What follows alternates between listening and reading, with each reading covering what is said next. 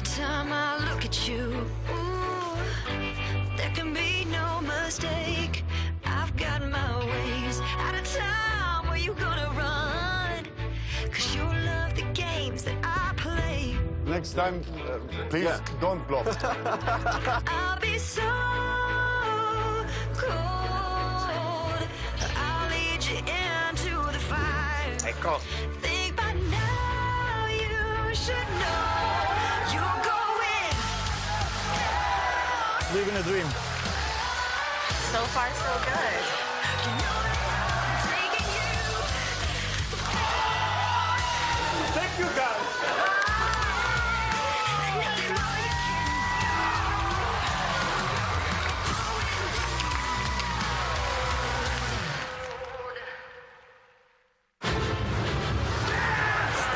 Takes the win here in Barcelona. Jason Mercier, he went with his instinct, he made the call. There's the professional level, and there's the Ivy League. Sebastian Pauli coming to terms with what he has just achieved. Nicky Corrin has done it! 2 main event titles! Sebastian Mallets has gone from poker fanboy to poker champion. This is why people love the EPT. Hello, welcome to Prague and the PokerStars European Poker Tour, the final day of EPT 2022.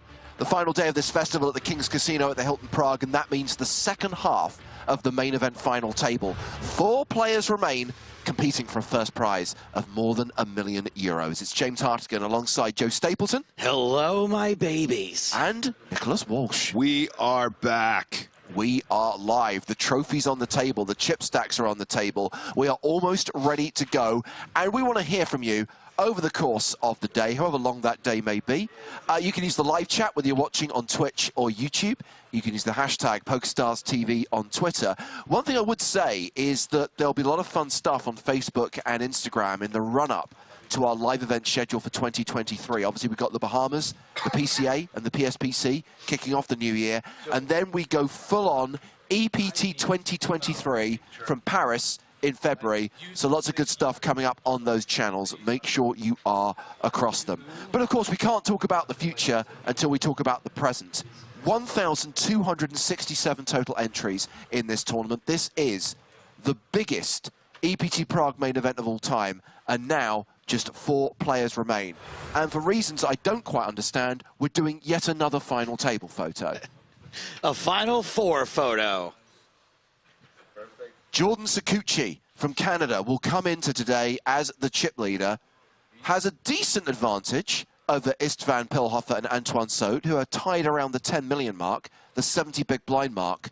Junobara from Japan is the shortest stack, but with 25 big blinds, I don't think we'd say he's in the danger zone. That's amazing. And I missed, Joe, until we were preparing for today, that Obara is mainly a commentator rather than a player. Thanks, Obara. Yeah, pretty wild.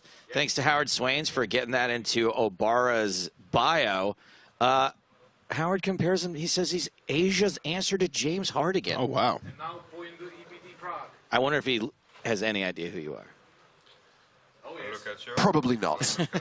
So Obara got some work to do. Obviously, I think it's fair to say that the other 3 players have certainly proved that any one of them could win it. And of course, Obara could if he gets a double up early doors. This is what they are playing for now, with the elimination of 9th through 5th last night, losing Tonka, Parker Talbot on the last hand of the day. All now guaranteed nearly 362k, 470k for third, 658,000 for the runner-up, and more than $1 million for the winner. Pretty sweet to come back to the final day knowing you're guaranteed 361,000 euros. And you're just a couple of double ups away from $1 million. We have 69 minutes remaining of this level. If we're still 4 remaining, the next level is going to be 60 minutes. Okay? If we're down to 3, the next one's going to be 45. All right? So this is the only thing. There we go. You heard it.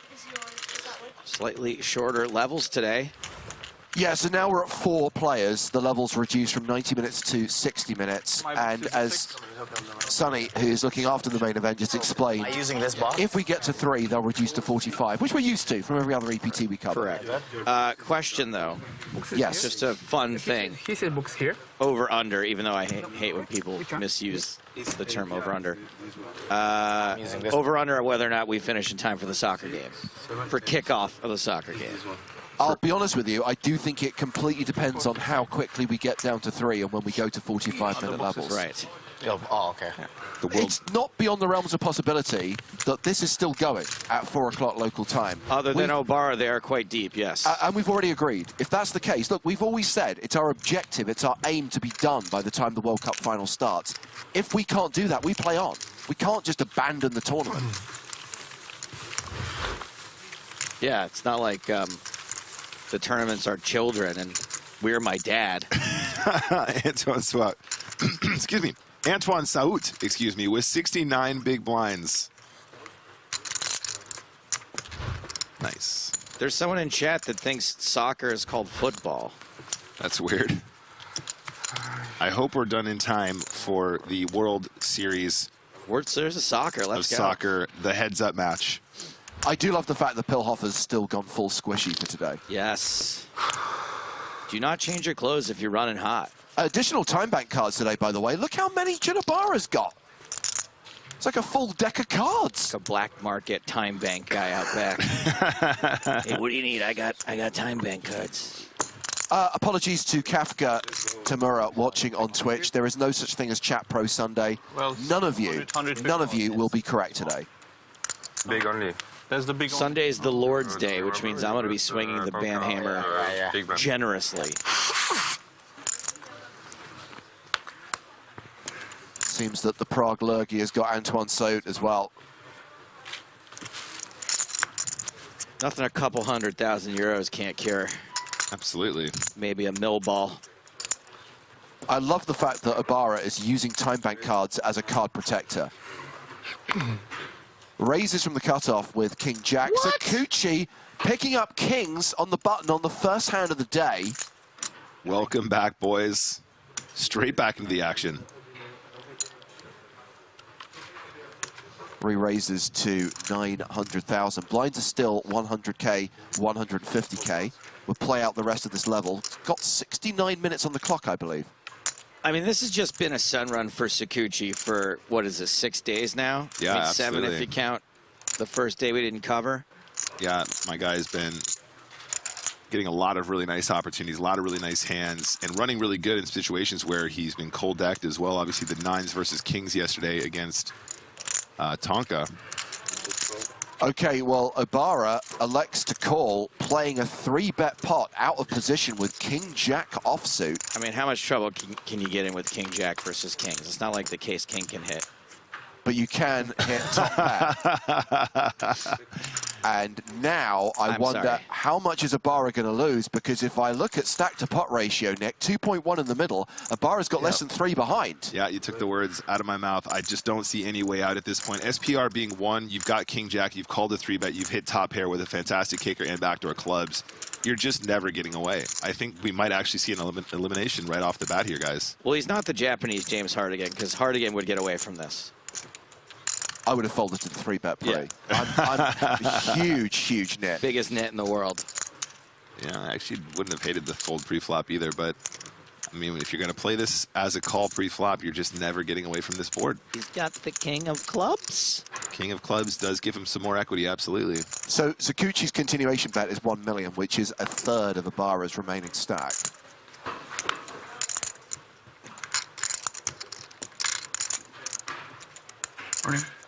He announces all in, Sakuchi calls, and Ibarra is drawing thin.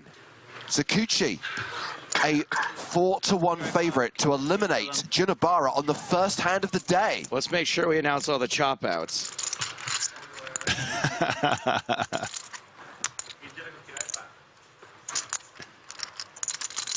He's got all those time bank cards as well, guys. Does that give him a bonus in some way, shape, or form? Does he get an extra card? Nope. They become worthless unless he can survive. We could see some ugliness. We could get a sweat on the turn. That's what everyone's going to get for Christmas if he doesn't win $1 million. Okay, well, that does create opportunities. I suppose we should talk about the chop outs at this point, guys. Absolutely. A 9 on the river for a chop. A jack on the river for the win. Any other card, and we lose Junibara.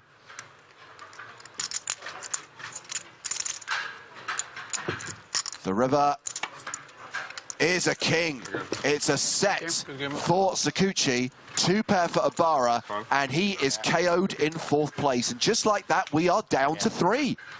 Ibarra cashes for 361,950 euros. Everyone else now guaranteed the better part of $500,000. And Jordan Sakuchi extends his chip lead. Sayonara, Unibara. Thanks for the pay jump. No problem. I don't mind. Wow, that sucks, getting up extra early to play today, going out on the very first hand. He gets to watch the soccer game now, though, guys. Guaranteed. Okay, so we now know that all subsequent levels will be 45 minutes. So again, we'll play out the hour that's left on the clock of this blind level, and then it'll be 45 minutes for subsequent levels. Here's a comment that's going to make James happy from WikiSean. Took longer for the photo than it did to lose a player.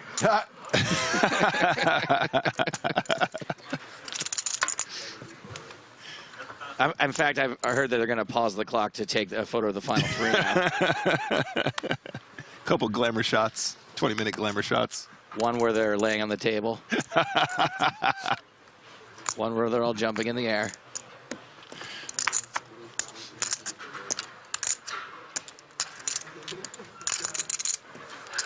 So all fun and games now that we lost the relatively short stack. They're deep now, though, my babies. Loving Shrag in the chat, continuing to bang the gong for us soccer sayers.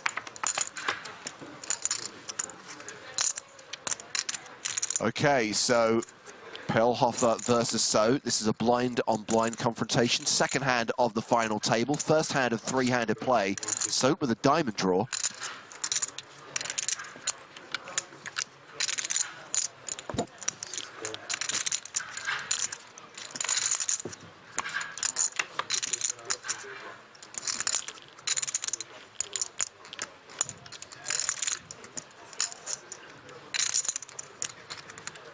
This is why you always play your suited cards. I don't know if that's true or not, but it's true right now. You do very frequently play your suited cards, yes, especially in these blind v blind spots. They're deep enough to where you're going to want to play every single one of your suited hands from the small blind in some capacity, whether that be a limp or a raise. When your thread's up, especially, right? Exactly.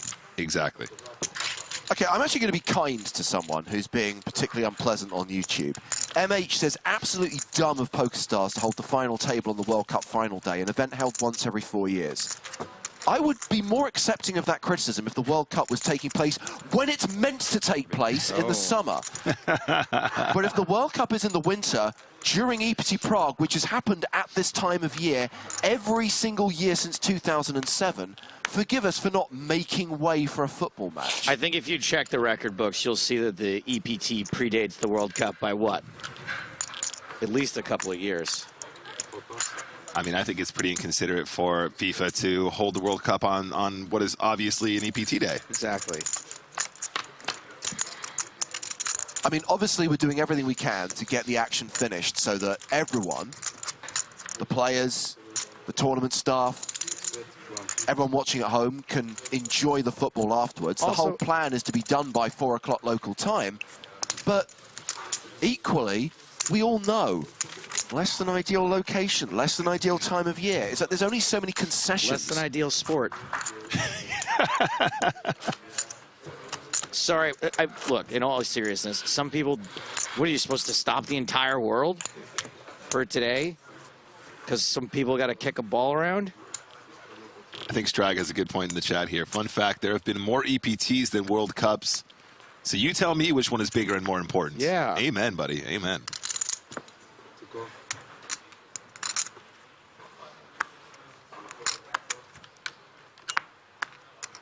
Sakuchi's going to limp his small blind here, 8-5 off. Mr. Saud. Now, I was going to say, Joe, I feel like Seit obviously being an absolutely incredible player in the first place, but also picking up on the slightly more passive tendencies of Sakuchi that we've seen thus far over the last couple days in this final. I think he's going to exploit that maximally. If there's a limp in that situation, he's going to be raising it. And if 9-3 off is part of that range, I think it's safe to assume it's pretty much going to be, you know, ATC at this point. I mean, there's no one at this table that has more big stage final table experience than Antoine Sait. Yeah. Even more than Tonka, who went out in fifth place last night. He's just so collected, right? He's just sitting there. He's got his fleece on, just cruising down to final three. No big deal. He doesn't have to act like he's been there before. He's been there before. Arnav on YouTube says, James Hartigan, say hi to me, please. Hi to me, please. Thank you for your question. Antoine opening up the pot. You guys were three-handed. You know I love this. You know I'm all about the three-handed. Three-handed, or as I like to call it, threads up. Threads up, yeah.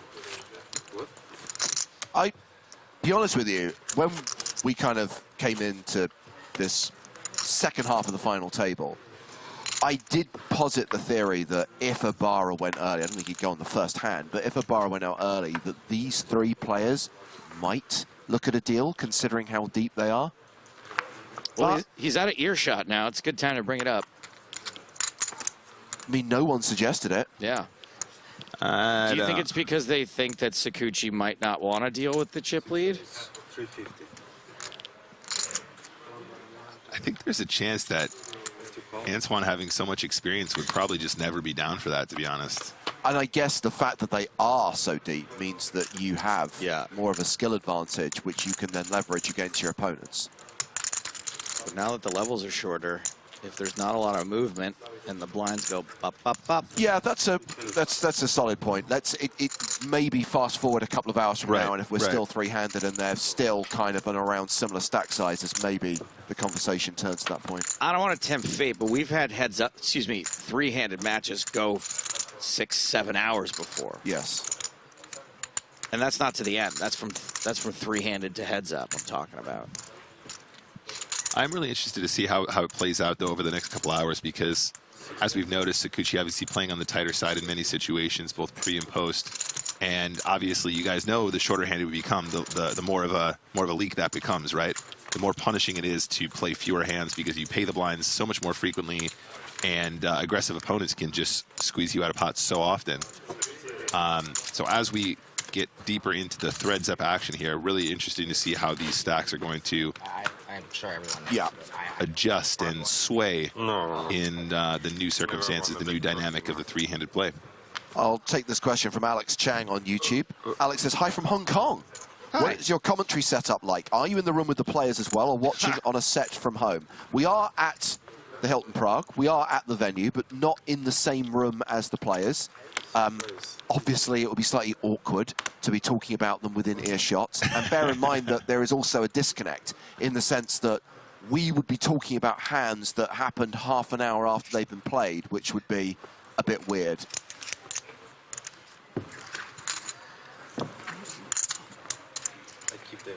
Yeah. Have we put the Pillhofer squishies into production yet, James? We have hit a snafu. Okay. Obviously, we need him to sign on the dotted line. We are going to need a licensing deal. Yeah. Okay. Apparently, you can't just use someone's likeness and do whatever you want with it, which I was very disappointed to find out. You can't? No.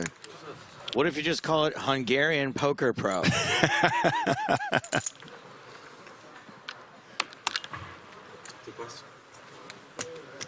Shrag says, I got to say, I'm liking the early start to the final of the FT. Making a coffee, sitting down to poker on a Sunday morning just feels so right. I totally agree, actually. I would rather we do this every time. This is wonderful.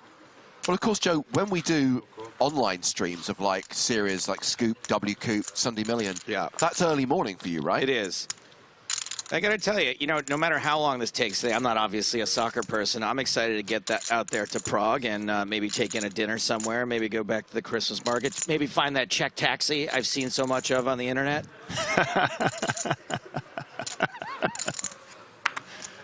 Don't we all, Joe? Don't we all? I told you, I saw that taxi at Pinewood Studios. I thought you saw the English version. Yes.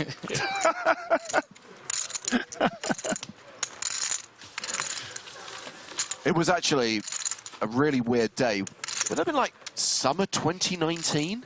Didn't you see Bond, Star Wars, and Fake Taxi all being shot? Correct. It was studio lot. What? We were basically doing some lighting tests, some equipment tests, and we'd rented a soundstage at Pinewood Studios. We had No Time to Die filming next door. They were doing pickups for The Rise of Skywalker across the lot, and yes, we spotted the Fake Taxi on one of like the side streets on the studio. Oddly enough, the episode of Fake Taxi was also called Rise of Skywalker. Yeah, honestly, I'm not tired. Did you crane your neck super hard, like walk past the Bond stage like 700 times? 6bet, 150. That must have been tough for you. I saw the guy who played the Russian scientist was wandering around a lot. I did not see any of the other cast, but apparently Lashana Lynch complimented Justina on her dress. Oh, wow, cool. What would you have done if you'd seen Leia Seydoux? I'd have been very happy. Not that I think you would have done anything. I just know that the few times, like the very few times I've seen like a real star, like I got a little weak in the knees. I'm not gonna lie, like a lady star. I think Leia Seydoux would be one where I'd be like, oh.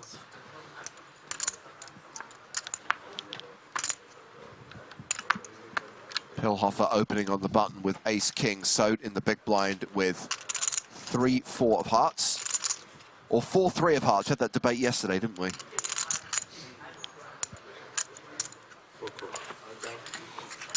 Yeah, I think there's some that it just sort of flows off the tongue. 7-8 is one of them.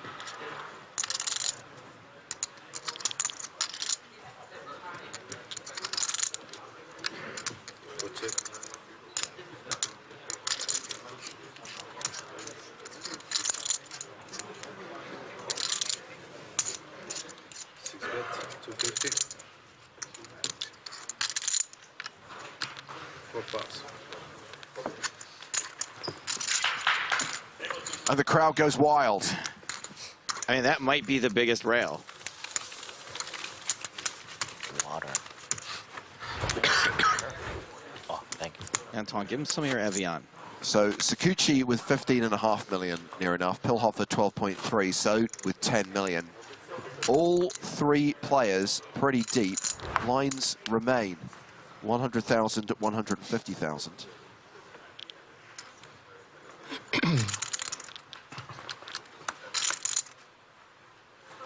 Sakuchi on the dealer button with ace-4 off.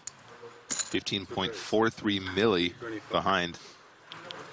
You're basically always going to want to play this, especially at this effective stack depth. Pretty much any ace on the button is good. Quick shout out to Travis, says, I don't know why I'm still up, but I'm watching from Vegas. Almost 3 a.m. there. Shout out to my mom in the chat. Everybody say hi to Lisa.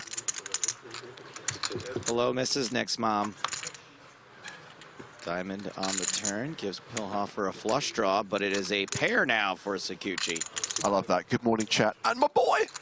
He's my special boy. He's my son. He's my special boy. Hi, Nisha's mom.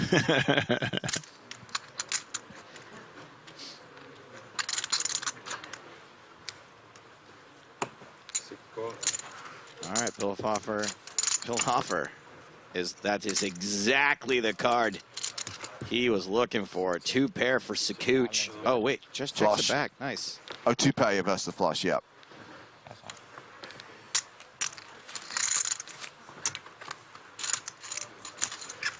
Rastlin asking if there's been any deal conversation. Nope. Other than us, we talked about the prospect of the players doing a deal, but the players themselves haven't raised it as a subject.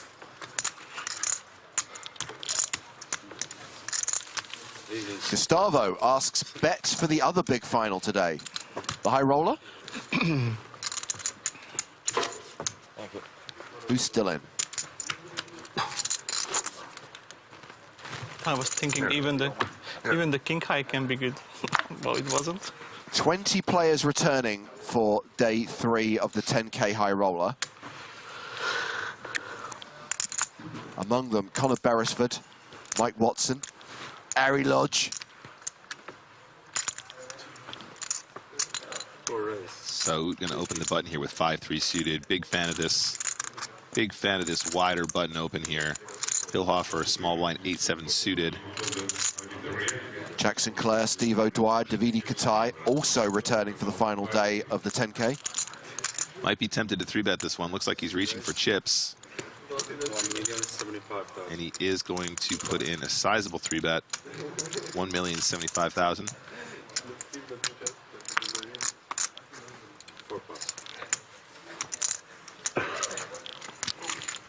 And it works.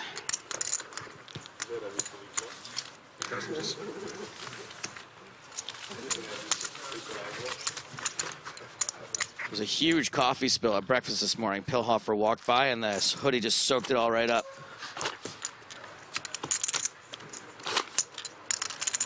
Completely dry. Just wrung it out. Ready to go.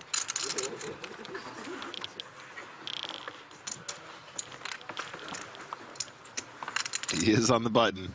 King 3 off on the button for Pillhofer. If Pillhofer wins, Joe, and you get to present him with the trophy, you've got to give him a squeeze. I don't know if I could do that. I want to know if he squeaks. Would you say the same thing if Gail Bauman was wearing a fluffy hoodie? I would basically say that we should mix things up, and maybe I should go down to the stage. And give it a squeeze. Pocket 10s for Saud. Here we go.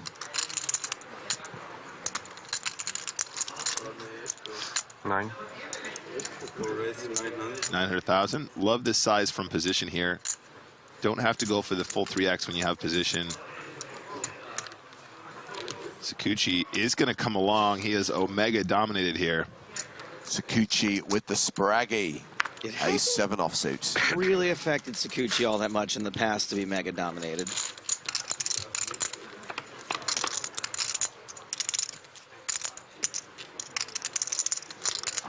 King Jack Jack 10 still good, so a 4-1 favorite. If anyone can counterfeit 10s, it's Sakuchi.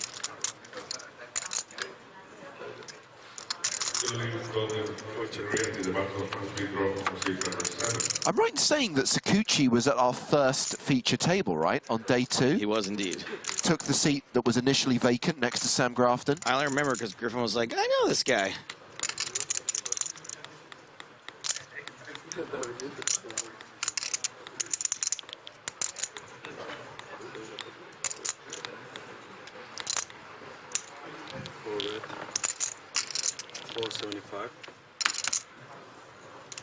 Bet on the turn and a take it. My mom's figured out how to use emotes in the chat, and I've never been prouder. Great. Yeah. That's how she felt when you figured out how to use a toilet. Well, I raise your mum using emotes. I finally taught my mum how to send a text message on a mobile phone. Oh, Wow. On her jitterbug? A what? Here, I'll show you. I don't know what the name of it is in the UK, but... On the button now, Sakuchi ace-8 off. Going to go ahead and open up this pot. Fold from the small blinds. 9-4 off. Might get all the way through. It does indeed. They're called easy phones here. What the hell are they? It's phones for old people. Oh, no, no, she has an iPhone.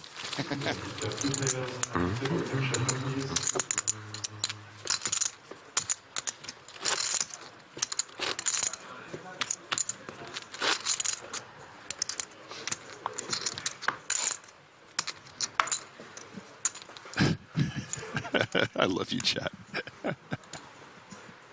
Someone has to. Hand number 15 here in Prague. Antoine Saut on the button, ace-5 off. Going to be raising this up, I imagine. Makes it the absolute min, 300K. Pillhofer folds, and a defend from the queen-8 off from Sakuchi. Like this defend. Seems reasonable. Board is 8 high. 8 high flop. Top pair for Sakuchi.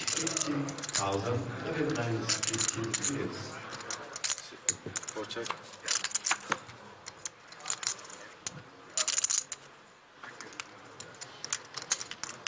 Too bad. 250. Sakuchi still running relatively hot.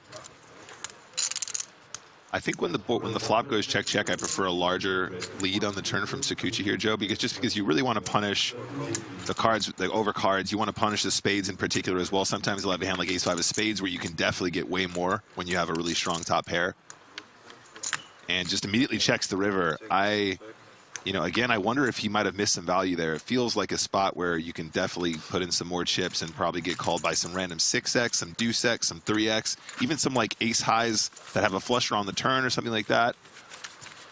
But he's not the most aggressive player, no, Sakuchi. absolutely not, and it's working for him as well. It's he's just finding good spots and getting paid.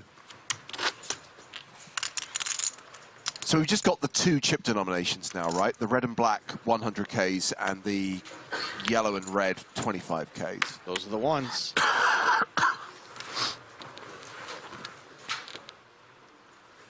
Six pass.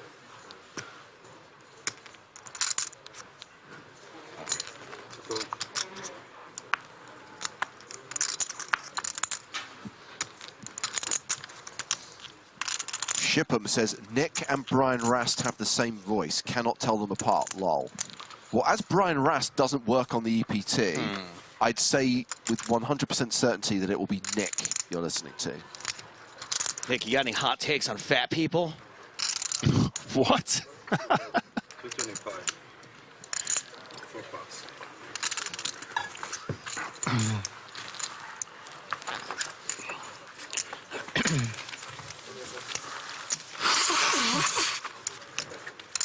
Oh, Antoine, Yeah, what did you guys sympathize. share a beer earlier this week? I empathize.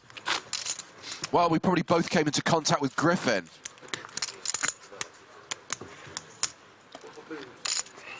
Hashtag, you know what. Griffin always looks like he's like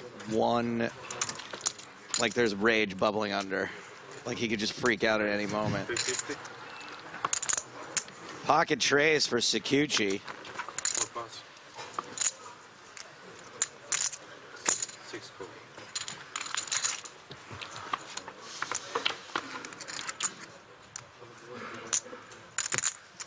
6-4 misses pretty hard, although an 8 would make 6-4 the winner.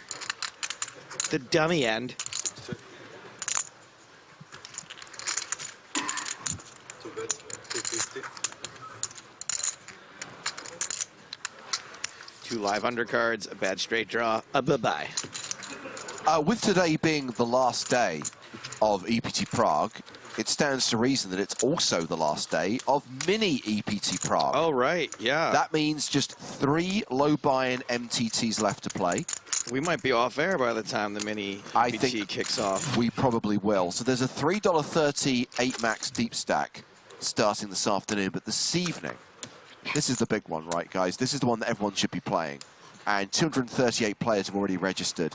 It is a $5.50 mini EPT Prague main event. And this is the one that not only has EPT Paris satellite tickets added to the prize pool, but will also award an EPT Paris package worth more than 7,000 euros to the winner.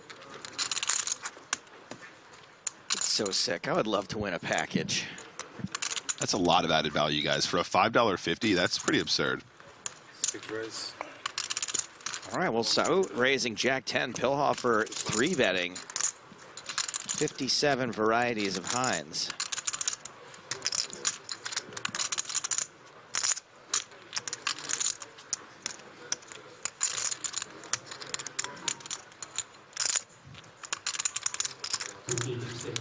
Ketchup, mayonnaise, and mustard. Pillhofer is enjoying the some of these sort of suited connector, suited gappy connector kind of 3-bet situations. This time Seit is going to look him up, though. Does have the best hand pre-flop.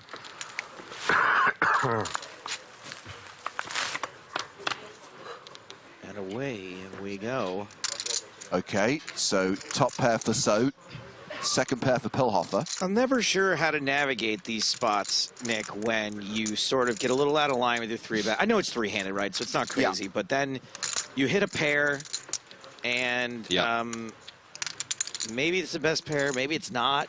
Yeah, this is, I talk about this on stream a lot. Like, it's kind of the same dynamic as when you're like blind v blind, your opponent limps a small blind, you raise as kind of a bluff, but then you connect in kind of a medium way on the flop. Yeah. It's almost sometimes better for you not to connect where you can just bluff your ass off, right? You know, like flop, turn, river, right? When you actually have some kind of like medium showdown now, it can be difficult to know what to do. I think in this particular dynamic, 3-betting from the small blind, I think you continue just to protect your hand because you will have the best hand with the 7 quite often. So you like a protection bet here? I think so. Saying. Yeah. Okay. So I really like to continue from Pilhofer here. I think that's exactly what you should be doing.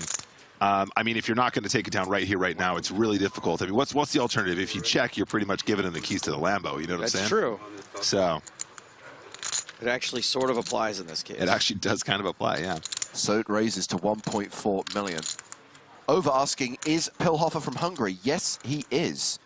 Used to play poker professionally, but then in 2017 opened a hotel and restaurant on the southern bank of Lake Balaton in Hungary and had to survive the pandemic, but says the business is now doing well.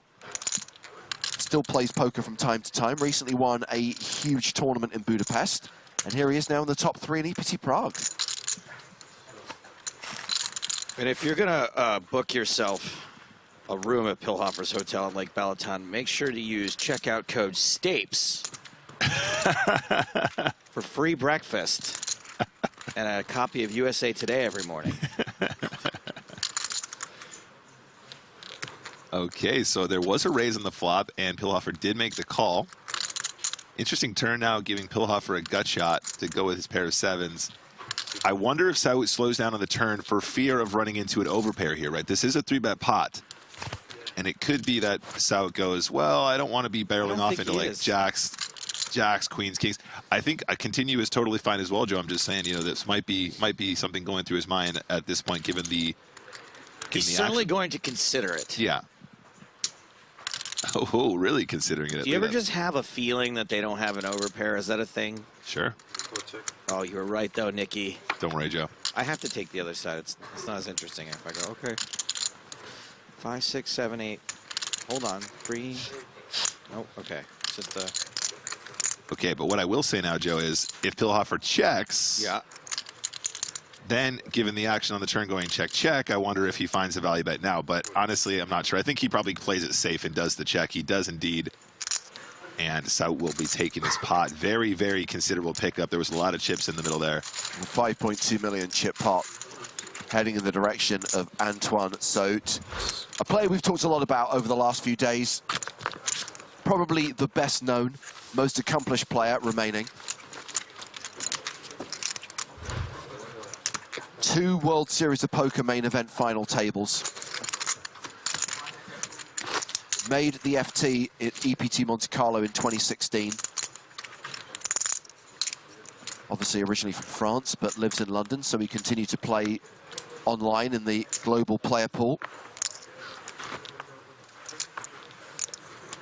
And is a regular on the European circuit. Canary Wharf, that's pretty close to where I used to live in London. 6 raise, 350.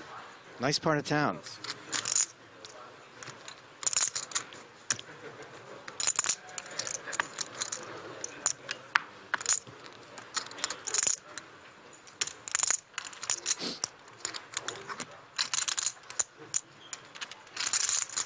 Pilhofer's button raise, King Jack Seit with 9-6 off in the big blind.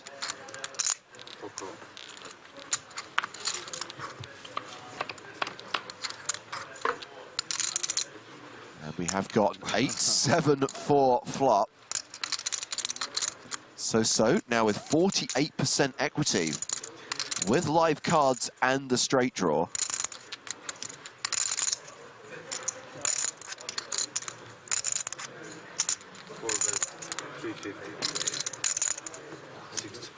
And that bet from Seit will win him the pot. Well, we just had 40 minutes of analysis from Niche.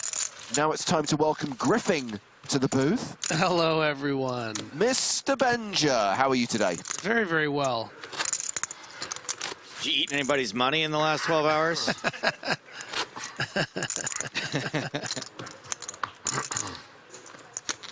Going to present that trophy today, plus a 7-figure score for the winner. I hope that it's not chocolate under there because it might not make it. I haven't taken anyone's food in the last 12 hours, but I will say, passing our producer here, I was looking at that banana for a second, but I decided not to take it. I thought it might be a trap.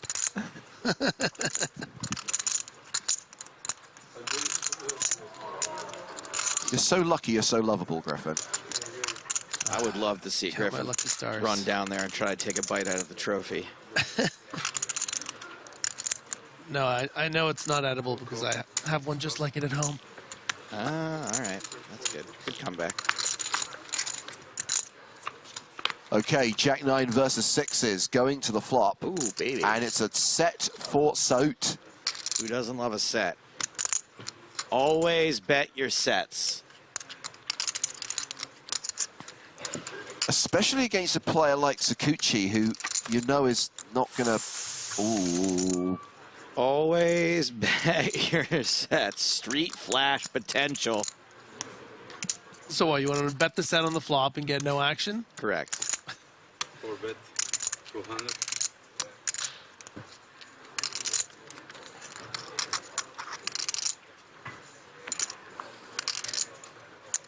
And this small bet, in design, I believe, was to induce something like this from some sort of combo equity hand.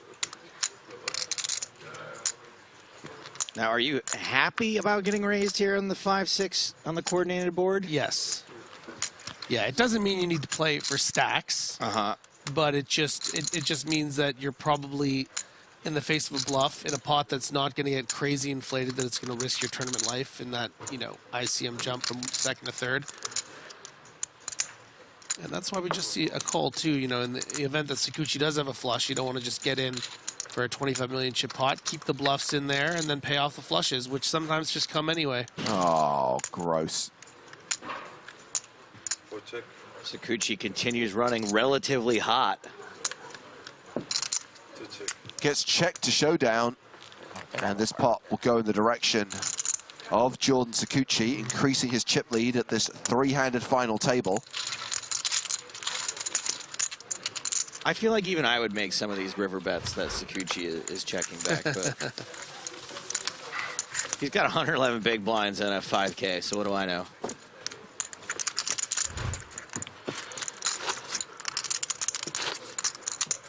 Abanazar says, what a bad play from Sal. Griffin, what day is it today?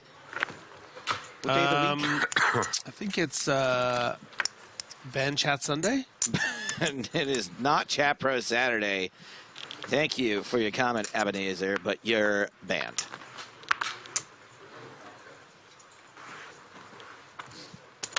Four raise, 300, 6. It's Soccer Showdown Sunday. Big old soccer game happening today. You know, being from North America, I'm used to Sunday being about football. Right, but that's when they play football in It's not America. about football today. No, it's not about football. Weird. It's about soccer. Sunday, but they're not playing football. We're making an exception just for the morning of Eastern time, you know? Right. Starting at, what, 10 a.m. 4 bet. back in the U.S.? Yeah, the football comes later. And then football will come After on the soccer. After the soccer. Yeah. 4.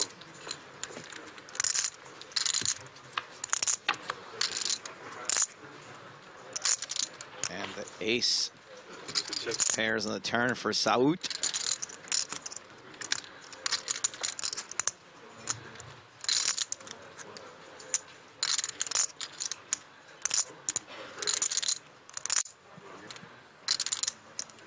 Sakuchi with no outs, but hit a set on the river.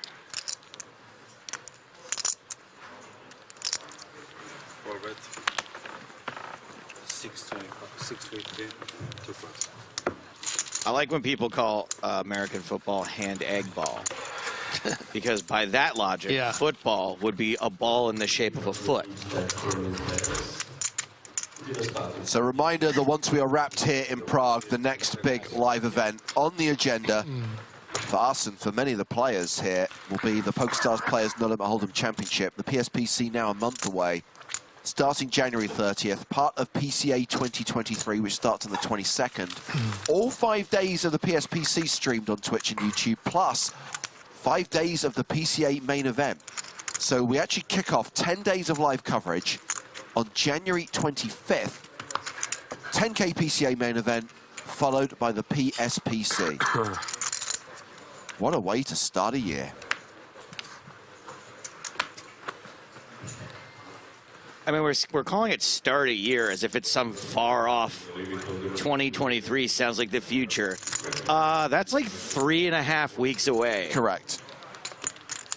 350. It is not far off at all.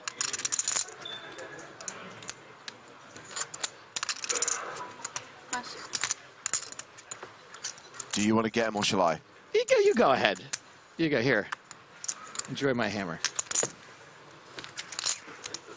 Ba-da, bop, ba-da, bop, bop. Do you guys have any New Year's revolutions for 2023? I'm probably going to do another sober month after New Year's Eve. You might be seeing a sober Stapes in the Bahamas, which is probably going to save me a lot of money this year. When I check out of the PCA, usually my room bill is usually around third place money.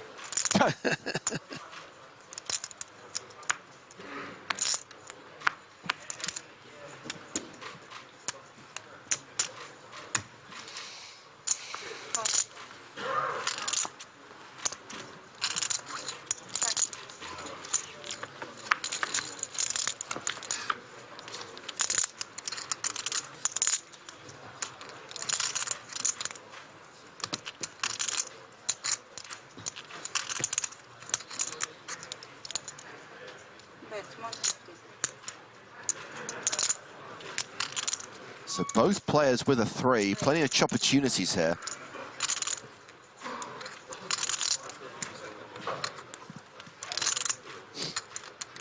So big blind's 150K?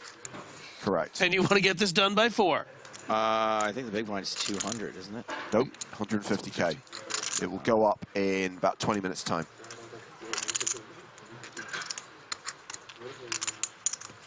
Now we're down to 3 players, Griffin. The blinds do go up every 45 minutes.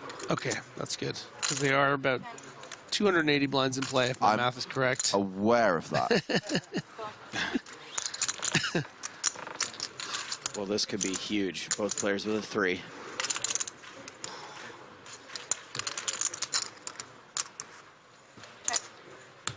Some, you know what they say, potential on a river queen, or no, 6 is no good. 3's not playing.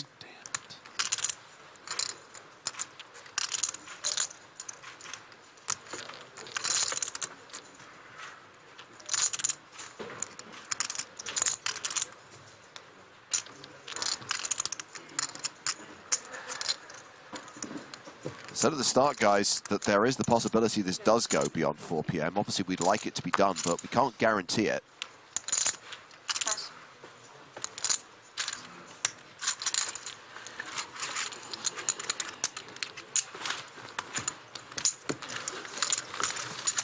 So pretty impressive today. I might be feeling a little Saout. Might be his time. By the way, those of you saying you want action on whether Joe can stay sober during a live event, I kind of feel that I have a responsibility to protect your finances. I have been to numerous EPT stops where Joe has not drunk. Every once in a while, I do a little. When you commit, you commit. Yeah. And I give you credit. It would be hard to hold you accountable, too, because every time you do get drunk, you just get blackout and you won't remember. So you'll be, I haven't had anything. I'll remember everything. That's right. Oh, my goodness. Again? Hillhofer opens in the small blind with 8. Sakuchi picking up kings for the 2nd time today. Re-raises.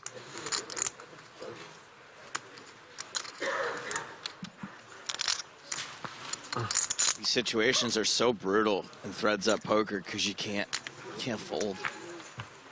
Can't fold the 8s. But when you're this deep, you can just call. And I imagine that is... And then never see a flop you like. So Pilhofer commits another 800,000 chips, 2.5 million in the middle, going to the flop, which is Jack 9 deuce. Another wonderful flop for kings.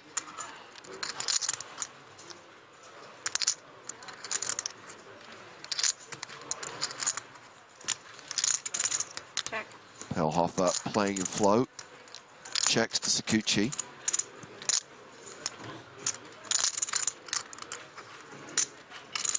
Million? Sorry? Million? 1 million. Bet of a milli.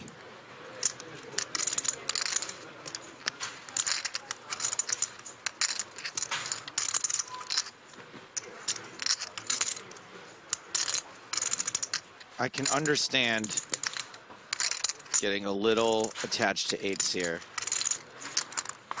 But is it just me, or is Sakuchi not like a big million chip better with nothing? Yeah, that's definitely a large part of it. Also, even if he is just bluffing, like let's just say he has ace 10, can still just get there. Can still turn a queen and backdoor a straight or something. So it just gets tough. Yeah, James. I just don't see Sakuchi continue 100% of the time. He will often check back. Checks back, flops. and if he is going to like c-bet for the sake of it, I just don't think he's saying million. We have the benefit of having watched every second of every day of his play, though, and Pilhofer, although has access to the streams at nighttime, maybe just doesn't want to use those 8-hour turnarounds to watch a 12-hour stream. I mean, I know that Pilhofer has a lot of friends here who are also watching the stream on his behalf and giving him notes. Such a crazy turn card. That's 2 million. It's just so nice for kings. It's Oh, like right, yes. the red deuce. It's like, doesn't get any better, you know? Yeah, this... It's crazy because it's not crazy, is basically what you're saying. Yeah, it's just like, it can just never improve his hand. Like, such a blank. The bet has doubled on the turn. Now 2 million from Sakuchi.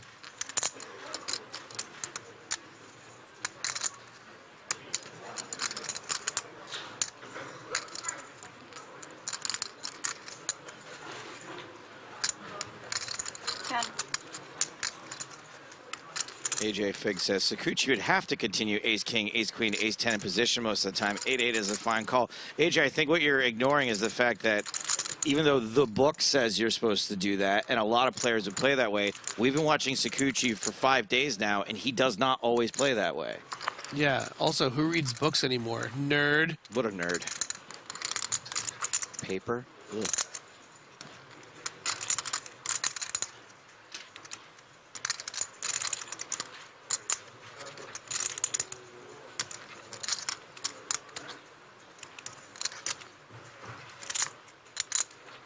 Oh, the old resigned chips on the stack move.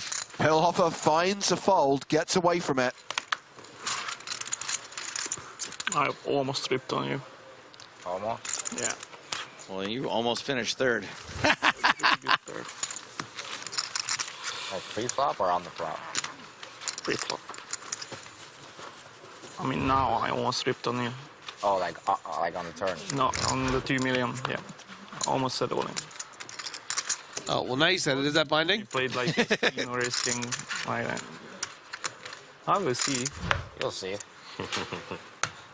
I just don't think Sakuchi plays ace-king, ace-queen that way. Information right now. It doesn't make any difference. A little bit. Slight. Well, you see 8's three-handed, and it feels like aces, right? You're like, oh, this is so strong. And a lot of the time it would be. It would be much stronger against lots of other players in that spot.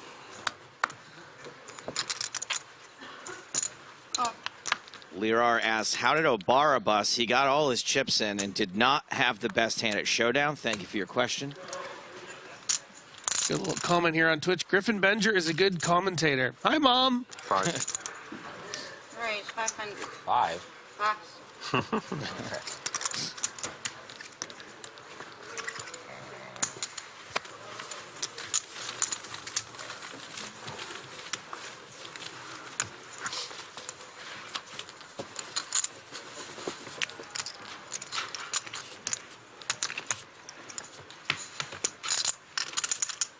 Seeing some trickle-down economics here. Sakuchi taking chips from Pilhofer, and Saut taking chips from Sakuchi. Welcome to your seats. We start in 5 minutes. Pass.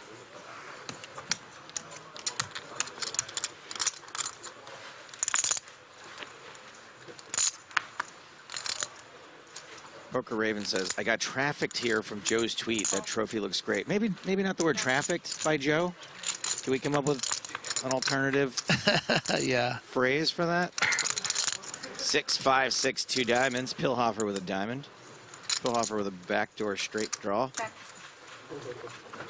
Check. King high is ahead for now. Turn card is a 6. King high looking much better now.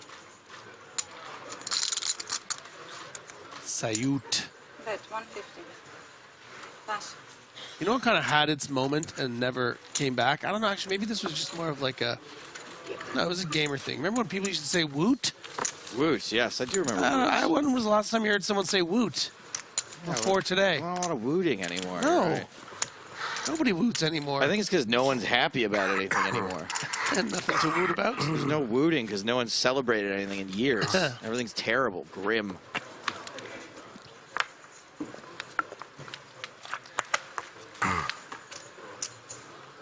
Whoop, whoop.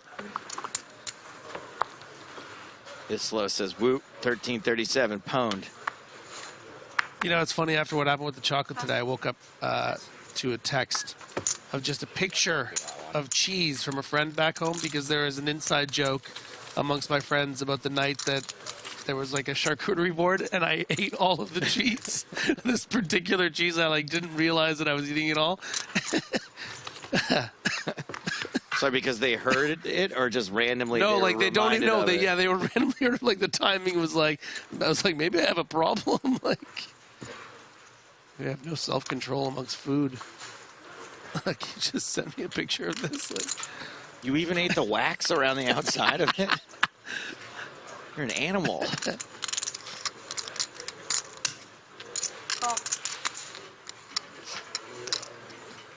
Good question from J-Mash. It might get you banned, J-Mash, but asking if Joe knows about LEET. I remember LEET speak. Yeah. How do you spell LEET, though? 733 L33. No. 133. 1337. Oh, or I'll 1337, also okay. accept L337. Yeah, okay. Check. But I definitely learned about LEET speak from like reading about it in like a magazine though, and not experiencing it for myself. I wasn't allowed to play games online.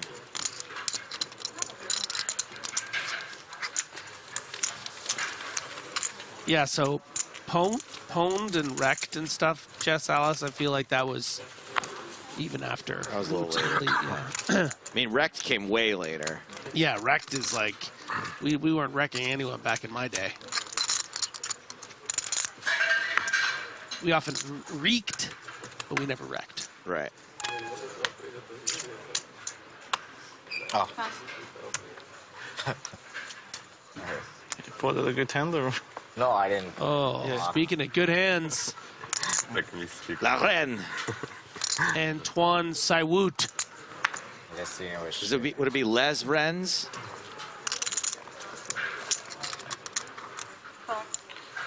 It's so easy to limp in these blind levels. 50,000. Oh, wow. A little under-repping of the hand here. Limping in. And Pilhofer flops top pair.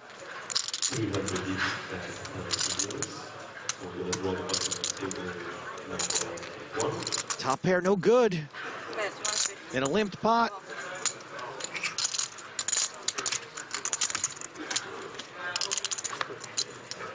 No help for Pilhofer on the turn.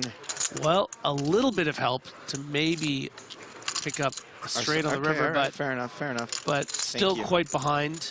Picking up by 4 extra outs is going to could do some wonders. kind of feeling for Pilhofer right now. Obviously, he had the 8s versus kings. Now he's got this top pair versus over pair situation. It's really tough to not lose big pots. Three-handed play with hands like this. Yeah, you're just so high up in your range with top pair and a straight draw here. Limped pre.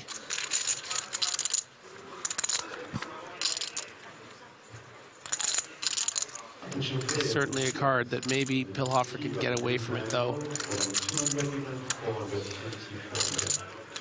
But not easy. Never easy in poker.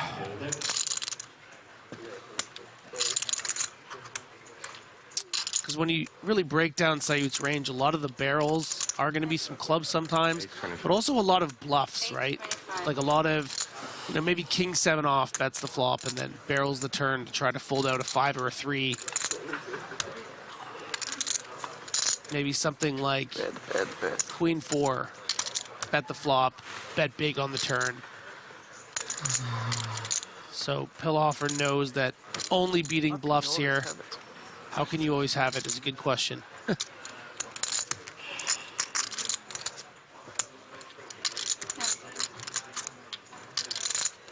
Really nice sizing here from Sayut. Not too greedy. And Pilhofer can't get away from it. Makes the call, loses 1.8 million to his opponent.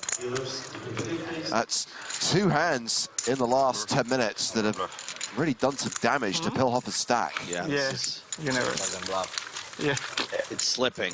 That wasn't bluff. Did you saw a bluff yesterday from me?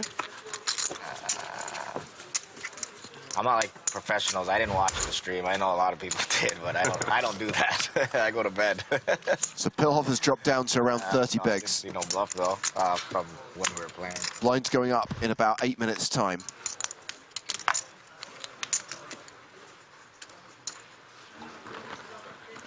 We will obviously roll straight into the first of the 45-minute levels. After that, we will take our first break of the day. Oh. Check. Blind v blind, unraised pre. Maybe a continuation standard. Pilhofer with the wheel draw. Zakuchi with top pair.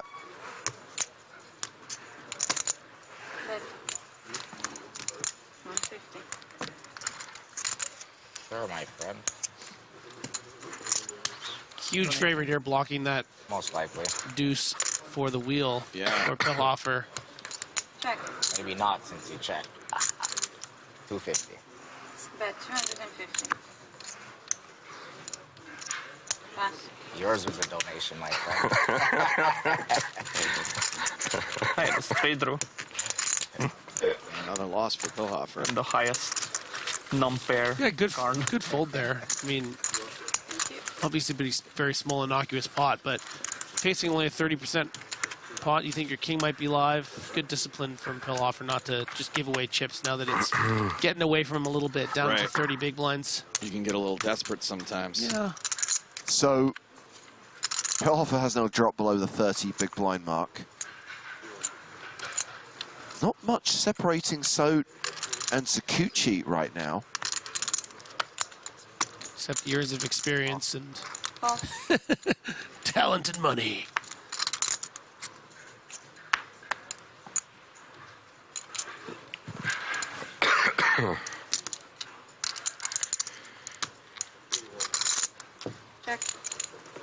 At the start of yesterday's final table, Joe, when we still had 9 players, I know that you had a strong feeling about Javier Gomez. For the first half of that table, I felt that So was doing what he should have done with his stack size, which is just kind of sit back, wait, be patient. He did, yeah. Since then, after he came alive, and certainly during short-handed play, I mean, and again, Griffin, you highlighted his experience, you highlighted his results. He's got to be the favorite right now, even though he's not quite chip leader. Oh, yeah. I mean, there's a reason why Antoine Sayut has, final table at the World Series main event more than once. He is just crushes big field main events. Really good instincts, really solid, but also really capable of some big moves. He's my favorite right now for sure.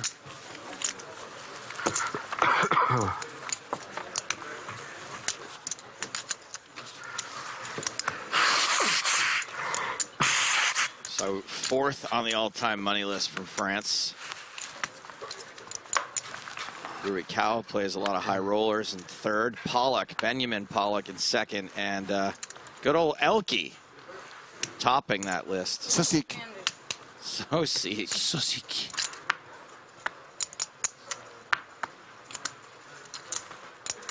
Former PCA winner, right? Indeed. We are going next month to Bahamar. Cool. Hashtag fun fact, Griffin. Who was the first PCA champion? Who won the first ever PCA? Isaac Haxton? Ike No, didn't that win. was- That was oh, in he got- 2007, and Ike was he the got runner-up. I think I know this one. The first PCA was 2004. Pretty big name in poker, right? Absolutely. Yeah. Oh. It was not at a resort. It was on a boat. Yes, I know this.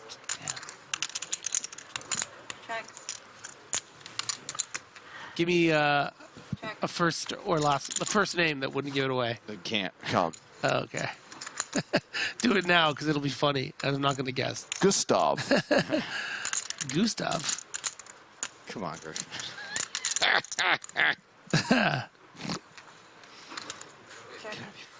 I just almost swore. Gustav, who's that? What would be a nickname for someone named Gustav? The Goose? An abbreviation. How would you... Okay, what's a nickname for Joseph? Oh, Gustav, I see what you're doing. Okay. This is my detective work here. You guys ready for this? Yeah. I got it. Gus Hansen. Hey, it's like Griffin after the confession figures out who the murderer is. Sorry. Gustav.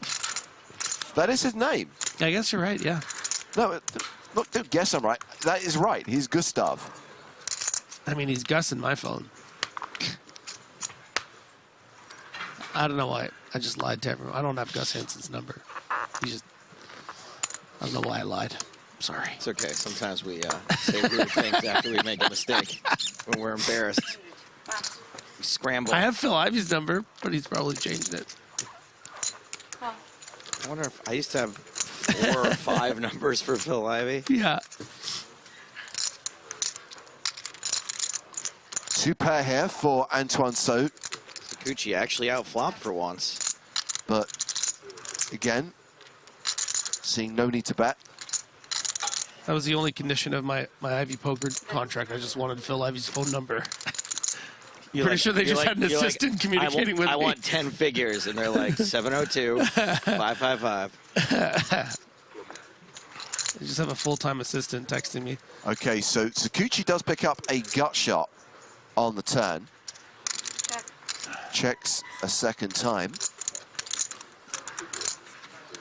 Bit of a weird spot for Sayud here because he has the board so destroyed on the flop that he really, it's hard for him to get action.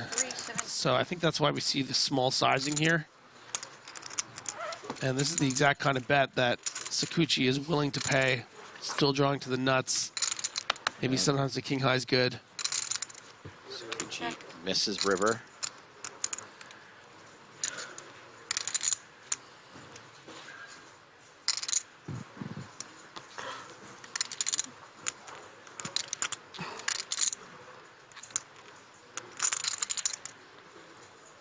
So you might get a little greedier now that we've gotten to the river like this.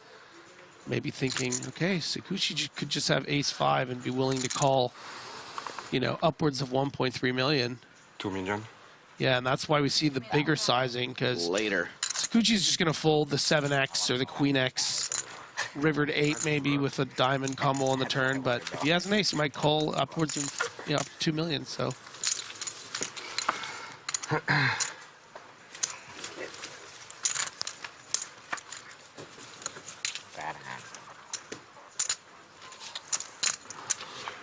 Does that give Soap the chip lead yet? No. But he's closing in on Gotta it. be getting close.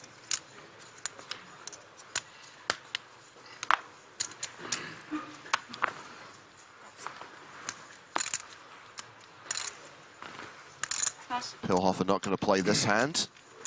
Sakuchi Raise 400. raises small to big with king 5 of diamonds. I'm not gonna lie, a French win here and then a French win in the soccer later would be pretty cool. Nice little parlay.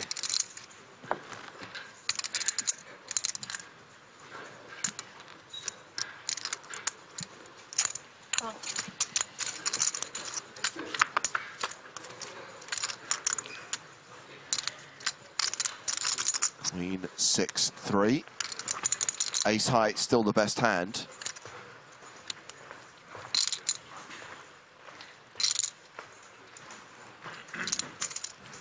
Sakuchi continuing. 350k.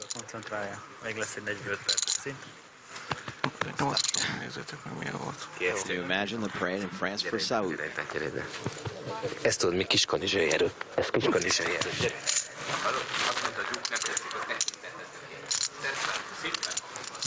Queen of diamonds pairs the board.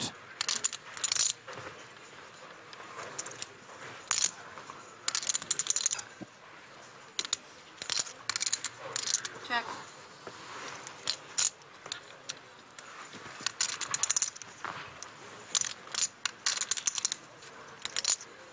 Check. Check, check on the turn. 4 on the river, so ace high good. Any chance Sakuchi tries to steal this on the river?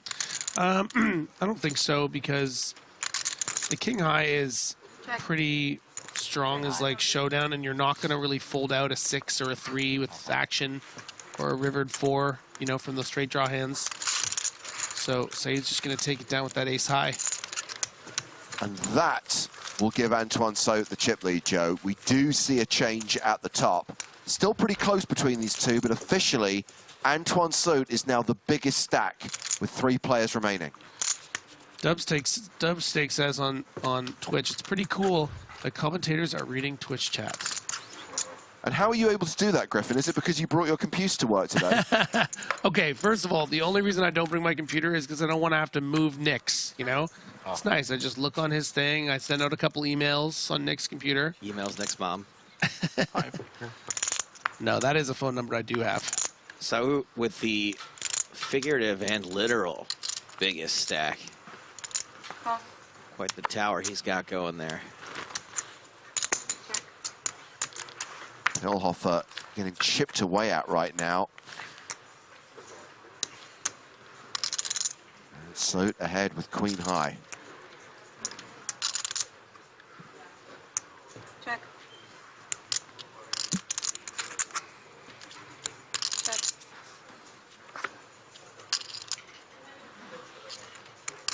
Opportunities emerge on the turn. Check. Check. Once again, it goes check, check. The river is a deuce, so the queen's playing.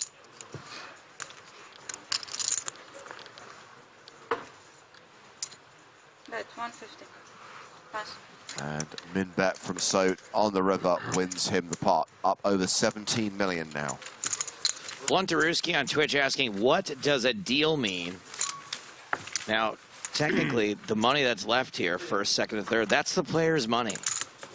So if they decide they want to divide that money up, rather than, they have to leave a little bit to play for. Yeah, I think how it works is they are automatically awarded third place money, and then the remaining prize money can be redistributed. However, 10% of that has to remain in play for the winner, along with the trophy and the title. Right, so more or less, though, if they want to divide the money up, they want to say, hey, let's not play this out. Let's just all take a big payday. They can do that and play for a little bit left over for the winner. It doesn't always have to be divided evenly, but no, it's just easiest to think of it in those terms.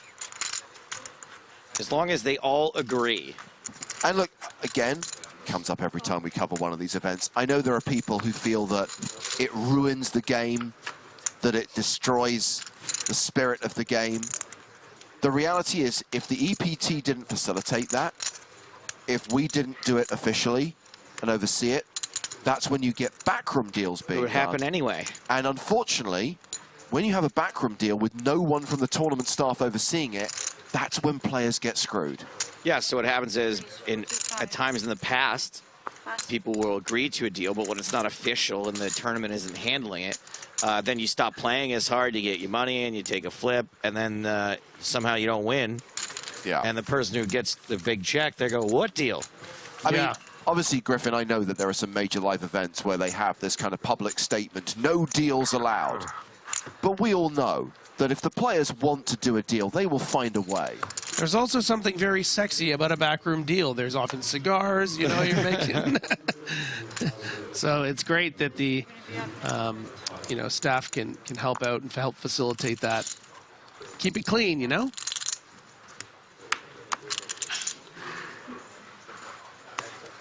And that's right, Gus. They still have to play for something in the end at an EPT tournament, at least. I mean, interestingly, I think the reason, and we discussed this earlier, why we're not seeing deal talk right now is they're relatively deep. The skill element is there. If it gets shallower, why would you let variance dictate who gets 470K and who gets $1 million? Because you're a sicko. The luck element increases as the blinds go up.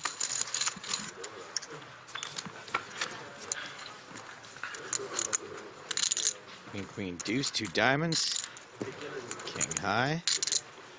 Ahead of jack high. That's 150. Backdoor spades here and facing the min bet. I'm going to expect Sait to continue, whether it's in the form of a call or a raise. Call.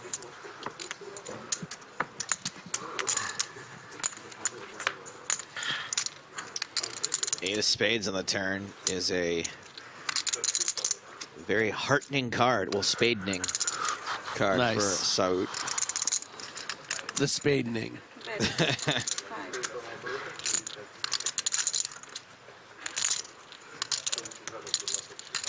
And again, a situation where we have to wonder, how does Sait want to approach this turn flush draw?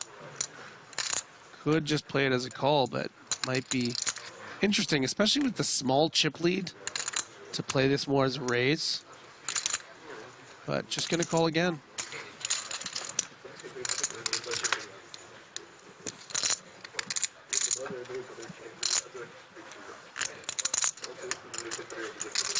The blinds went up, right? We're now at 100,000, 200,000? No, still 150. It's close, though. Check, shoot him, please. King high. King high, good. Yeah, I think Antoine realizing he needs to find a way to win that hand, but you know, it also might fly in the face of his strategy a little bit, not trying to get into these jousting wars with the other chip leader right now. Just announced the blinds going up right there. Okay, so that's the end of the level that they started playing last night. Now, every blind level, because we are three-handed, will be 45 minutes long. So now, 100,000, 200,000 with a 200K big blind ante. And at the end of this 45-minute level, so around the top of the hour, we will take our first break of the day.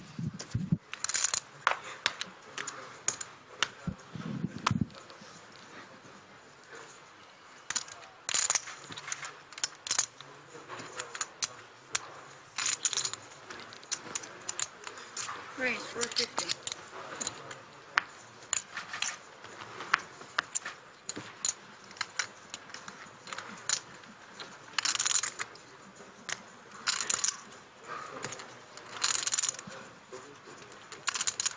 It looks like the raise now is going to be to 2.5 times the big blind. No, what is that, 2 1/4? 450? Call. Pass.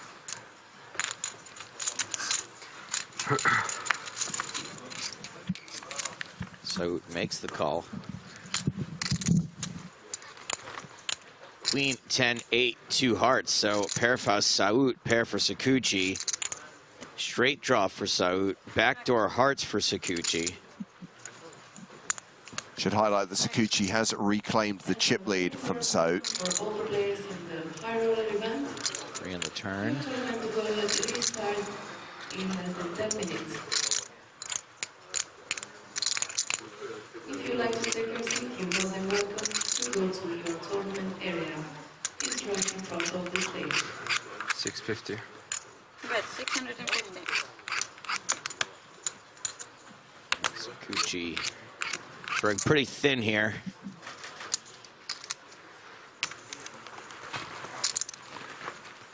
Ooh, is gonna stick around for one more street. Sticky. It does whiff the river.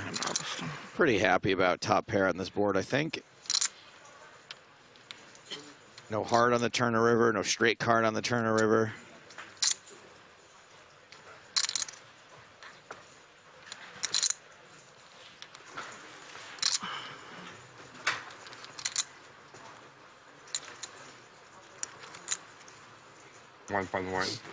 And he does, in fact, like his top pair enough to value bet.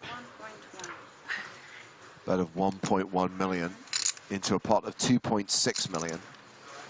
Sakuchi doesn't really get superhero-y in these spots. You could level yourself into thinking, oh, all the flop draws missed. King Jack missed. Hearts missed.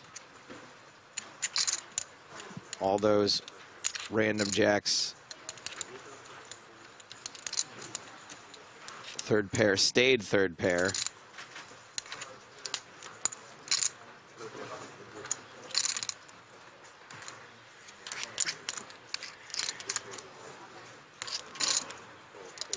I have seen every once in a while Sakuchi will just say donation and make a late call on the river.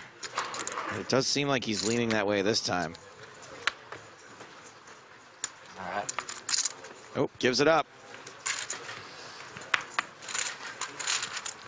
So back up over 17 million. Nice to have the ace of hearts in your hand there to find the fold. Because you block those nut flush draws that might be bluffing in that spot, trying to get a pair to fold. So after that hand, Sode has the slight advantage over Sakuchi. Pilhofer bringing up the rear. Finna 36 as James has just watched Goldeneye for the first time in over 20 years. Your thoughts on that film? One of the good ones. Holds up pretty well. Definitely the best of the Brosnan movies. Thank you for your question.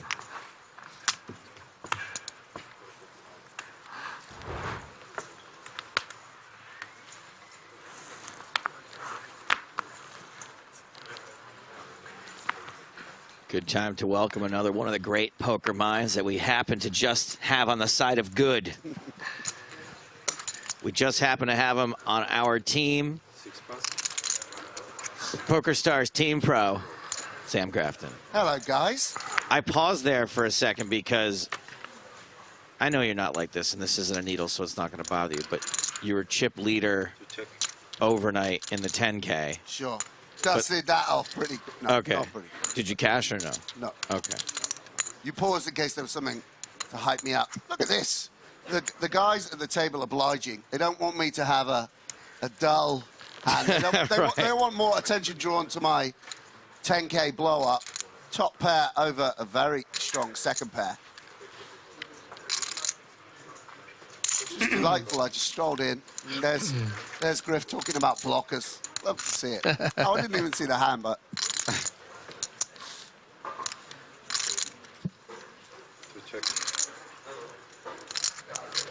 We have Bradder's 55BB saying, Mr. 5 million. What a great little nickname to have. Pretty good, Mr. 5 you know, million. yeah, people used to call me Mr. Millionaire when I won the Shark Cage, but you're Mr. 5 million. Pretty cool. Yeah, look, Sue with a lot of confidence to bet again.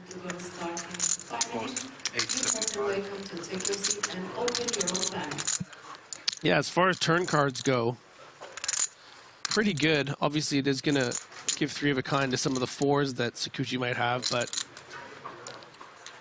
you know, feel confident going for value, being up against a lot of 8s and some draws that have not completed. And this pot's pretty big. 4 million now. Yeah, and if you had to guess, you think so will value bet the river? Or you think he'll just... Yeah, I do. Yeah. Yeah, he's done a pretty good job of... I think he's going to run the risk of course, running into the odd Jack-9 or Queen-9, but yeah. I think he's willing to put up another, like, you know, he's not going to bet huge. I don't think he's going to bet more than 1.5. Oh, well, he checked. Okay. Yeah, I mean, it's close. Obviously thought about it. A bit tight. All right, so Saud back in the chip lead. A bit tight, he says, but yeah. No, ace of hearts. If I may, I would have thought he would have bet there also, only because Sakuchi doesn't really raise rivers very often. No, but it's more about also because they're passive. They have to play passive against each other. Yeah. So now he might not even raise the flop with King-9, Queen-9, the hands that would normally check raise, right? Normally in this line, the 10-9s going to be nothing. Okay, so you're less sure where you're at because the hands that normally would have raised you previously wouldn't be in that spot. But there wasn't a flop raise though, was there? No, that's what he's saying. He's saying sometimes you would. Oh, sometimes if those you're behind, hands you'd that be would value cutting yourself sometimes. Those hands there. that maybe would value raising the flop wouldn't because you're supposed to play passive. So yeah, you could not value bet. You can't value bet against the 4, so you're only value betting against the 8 and a worse 9. And that's a little.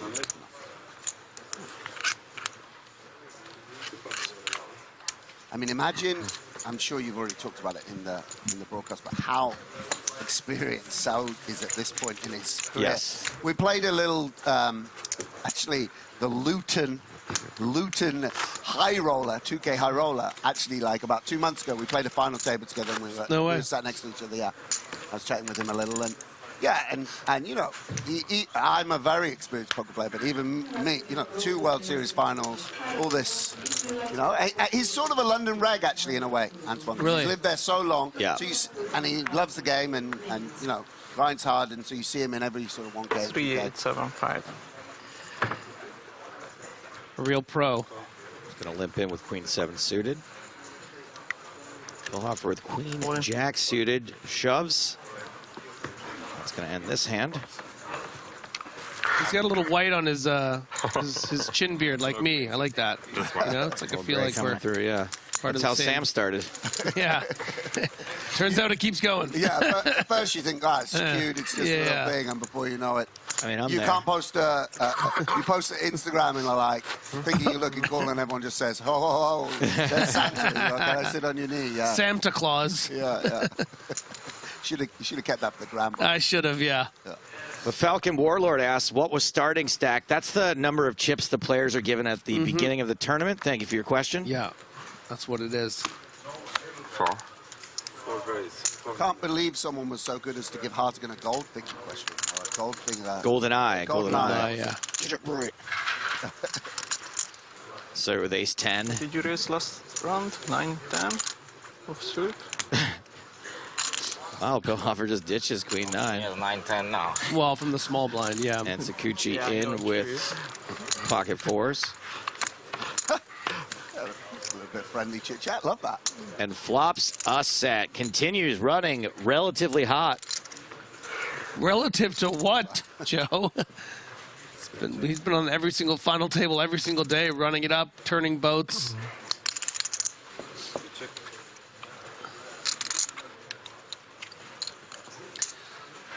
And gets bet into. Yeah, a little protection here from Sayut. Trying to just fold out the hands with equity. 9. And once that happens, gonna very comfortably fold. 9. Bye. Oh, bye. Oh. No. Okay, there we go. No. 4 pass. Just Alice J says turning sailboats into a full boat is a skill. Nice. I like that. Solid. Just gonna put that in my notebook for the TV coverage. Thanks, Jess. Oh my God, you're really writing it into a notebook right now.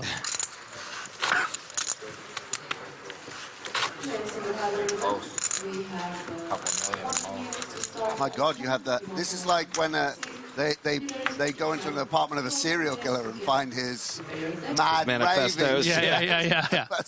Great question here on Twitch for Sam. What is the equivalent of Bond questions for James to Sam? Bill Favorite Hoffer, all Peter in. Greenaway films? And Z and 2 zeros. So tell me a little bit about our short stack here. Pillhofer. Yeah, played quite well. You know, it's pretty solid. I think. He actually does look a little bit like you, guys. Hungarian player. Yeah, a little bit. Used to be a pro. Quit around 2017. What happened? Hasn't made any glaring errors. That's for Bitcoin sure. run-up. Became a hotelier in Hungary. Nice. What's a hotelier? Like a hotel staff or like someone who runs a hotel? Owner of a hotel. Yeah. And has recently made a triumphant return to poker. Just won a local Hungarian tournament for like 60K or something within the last few weeks. And he's the guy who folded the queens. Ah, yes. Hear about this hand? Yeah, the king. Yeah, king. I'm an idiot. Just kidding. Probably would have had more chips. Instead, he's short stacked on the final table. What a dunce. And we've decided that his hoodie makes him look so cute and cuddly that we're going to make dolls. We're going to make Pillhofer dolls. Starting to be annoyed. It's a good name, Pillhofer. Yeah. Pillhofer. Yeah. I had a girlfriend who was a Pillhofer.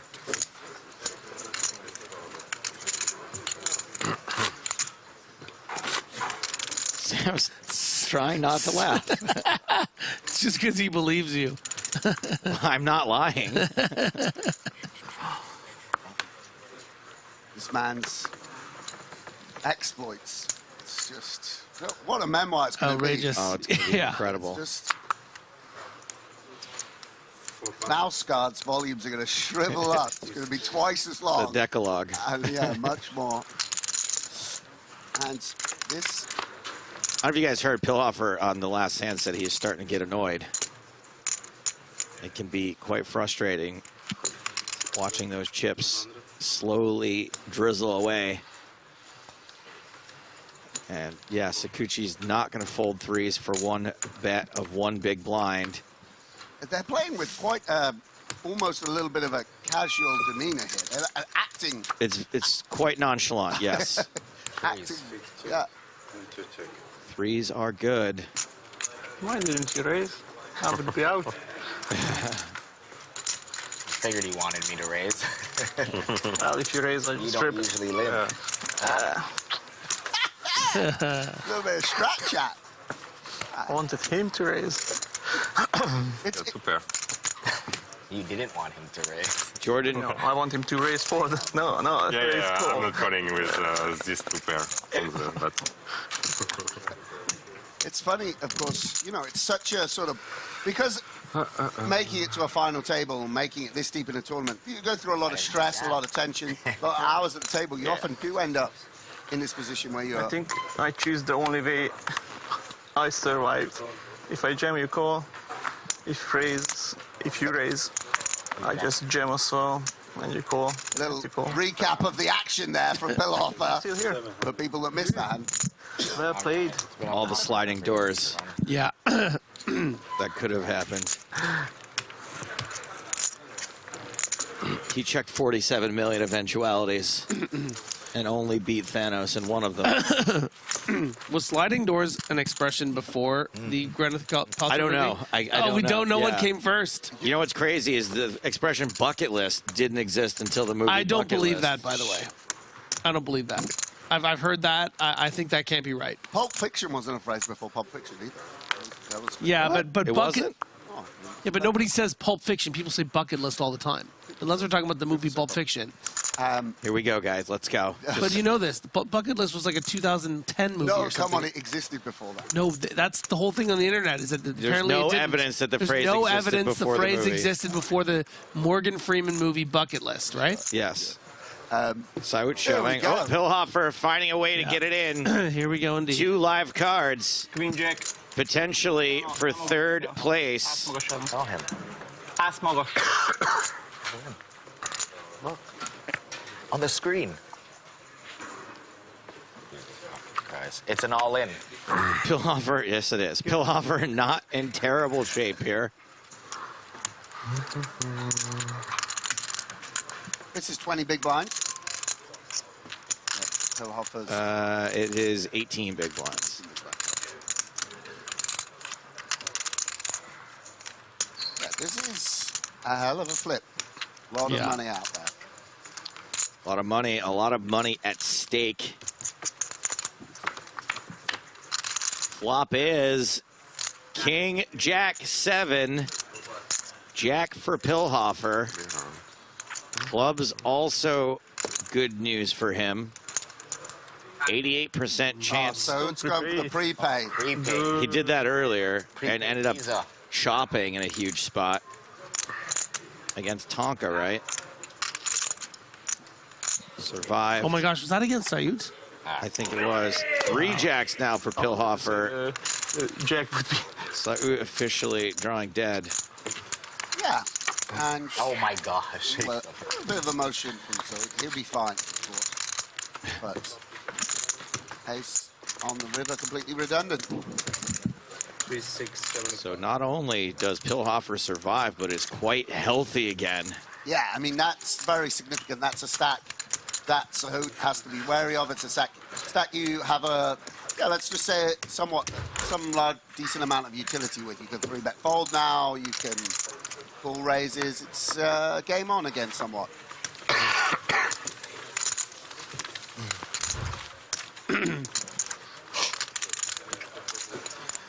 I wonder if that's a, you know, I like to live in my little world of approved place. I wonder if Queen Jack is a call there versus the actual shoving range. You're going to dominate a bit of Jack 10 suited, Queen 10 suited, but it's quite close, I would imagine. Was 16 effective-ish? 18, I guess.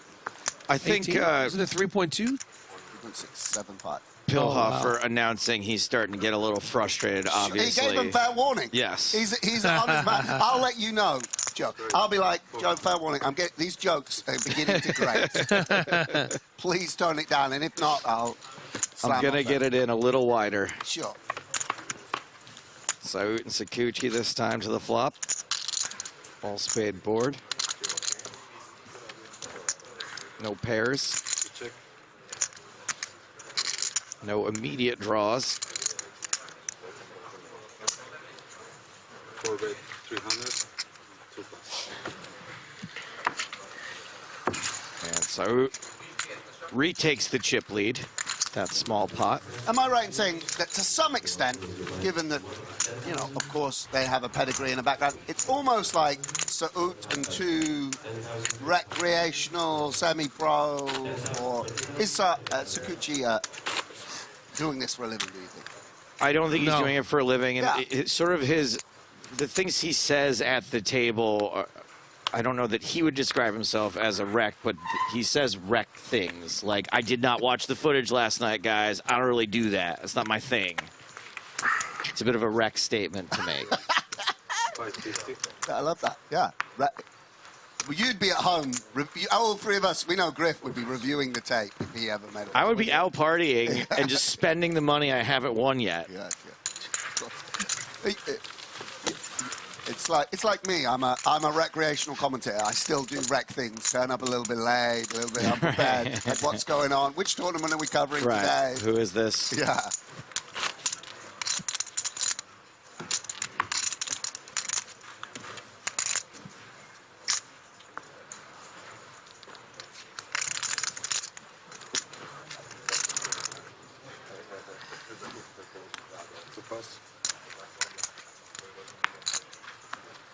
Sakuchi out. And ace 10 for Antoine. 7. It's always coming 7. 6 points. Yeah, I mean, this just looks like this is sort of feeling like he's in a good spot and ready. You know, by the way, I'm not saying he's going to win it 50% of the time or more than he should, but he looks ready to go. He's looking confident out there. And, yeah. Despite this particular body posture, I agree with Sam. He's wearing expensive knitwear.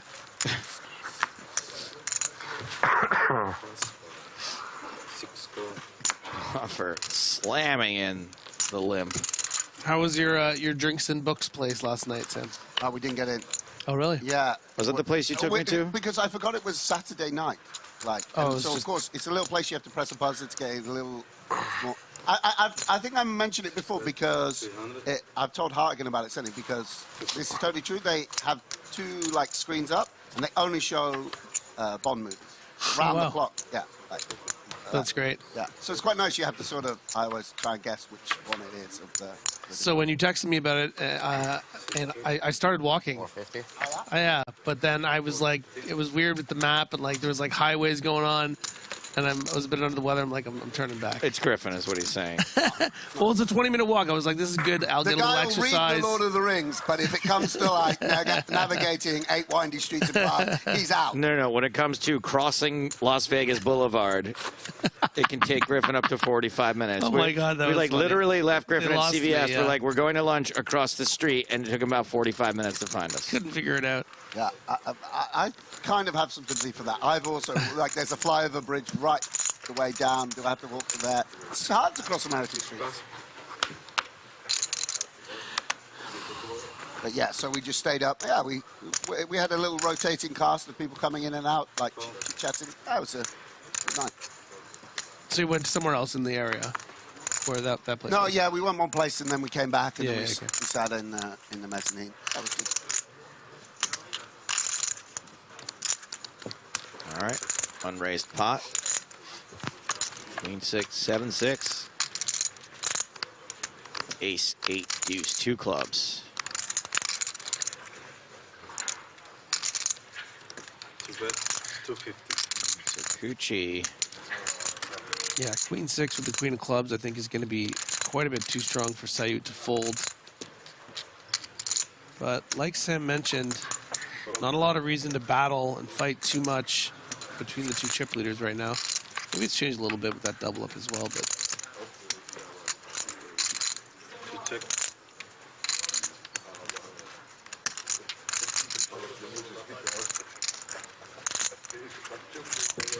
like that Sait check. Very studious. 600. Okie dokie. 600. Goes more than half pot with the 7 high. Relatively uncharacteristic for Sakuchi. Yeah, and so it's a little suspicious, but It's suspicious, but it's also like, it doesn't feel like a good bluff. It feels too random to be like nothing, right? It's just, that's tough. It's like, this is the way people bluff, though. Like, the more disconnected the betting, the more, like... yeah. But you don't want a 6. Like, you want, like, queen, jack, king, queen, 10. Like, the higher the cards, the better the bluff catcher. Basically. Yeah. You're saying 2 high cards? Well, you saw the bluff comes from 7-6 and 6-5 and 6-4. Right. So, like, queen, jack is just a bit better than queen 6. And queen 10 is just a bit better. Blockers.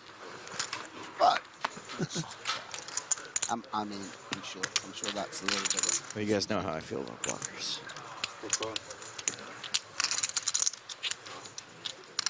Course for Saut, king 9. Ooh, and this might lose Pilhofer some chips if Saut is intending to play this as a limp shove for 30 bigs, which is certainly within the realm of possibility, and even more so, I think, facing a 4x. What do you think, Sam? I think that you have to take the spot, especially when he's as, like, depolarized as king 9 off. He can't know that fully soon, but it's just whether there's a sort of you can see Saut doesn't really like it because he feels he's got a big edge here, and he wants to just pick up pots. Yeah, that's why he's just going to call. And this is why he's doing it. Yeah. Yeah, this is just a big sign of the way Antoine's going to approach this final. And we know this is a safe flop for Saut. Checks it to the pre-flop aggressor. Pilhofer checks back. Would really like to see a diamond on the turn. Instead, it's a 6. Yeah, and Antoine's showed a lot of confidence, just sort of betting that ace-10 when he felt it was the best hand, you know. And he will likely go for some value and protection.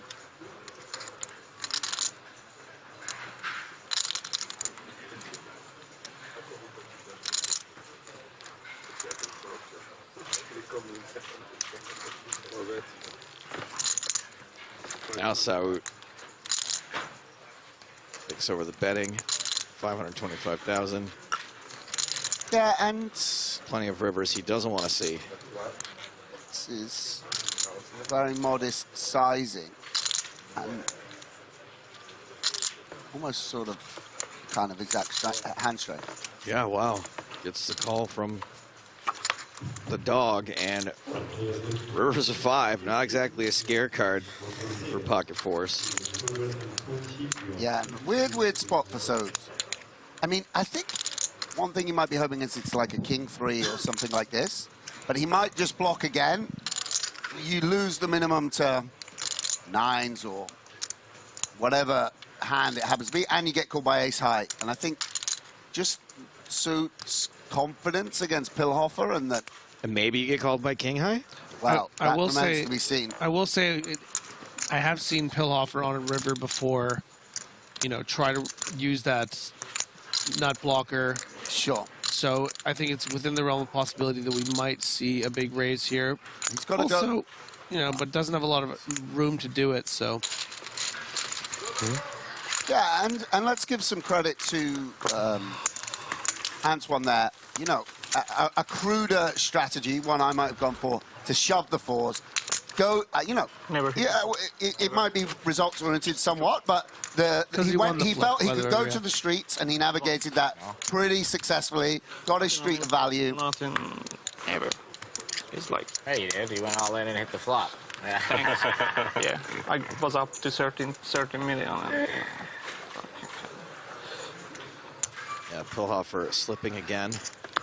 And the turn you hit too.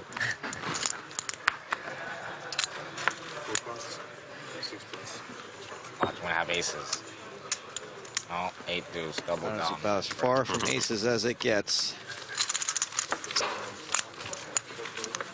Yeah, you remember this kid knocked me out as well. In this event. Yeah, it was a bit of a cooler. I had 10-4 suited. Oh yeah. That It's cool. like you know, it's always the money's always going to go in there. Yeah. Like I dodged it pre-flop, but then when I couldn't hit the 4, but yeah, he seemed like I was sat next to him. Seemed like a nice lad. It's been cool. There've been a lot of been a fair amount of camaraderie. Yeah. At these feature tables. He's always using these long French words. Already? Yes. Yeah, 650. Please speak English, please. What is that, Latin? Camaraderie seems pretty French. No, yeah, Sakuchi's been, you know, very friendly. A lot of good rapport with the other players.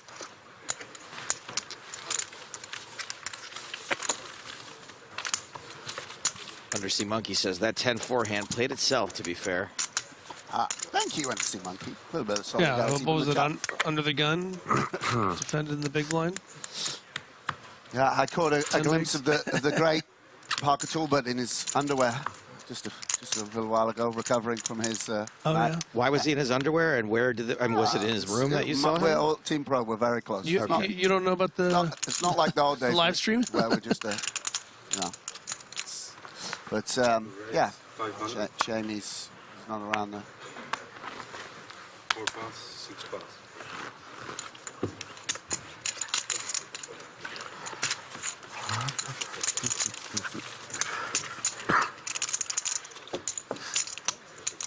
You have a final one of these, Griff? No, right? Never finally. No. Mr. Shambhala, but Shambhala, but no. I think you'll find that it's Mrs. Shambhala who has Mrs. Shambhala Yeah. these days. Yeah.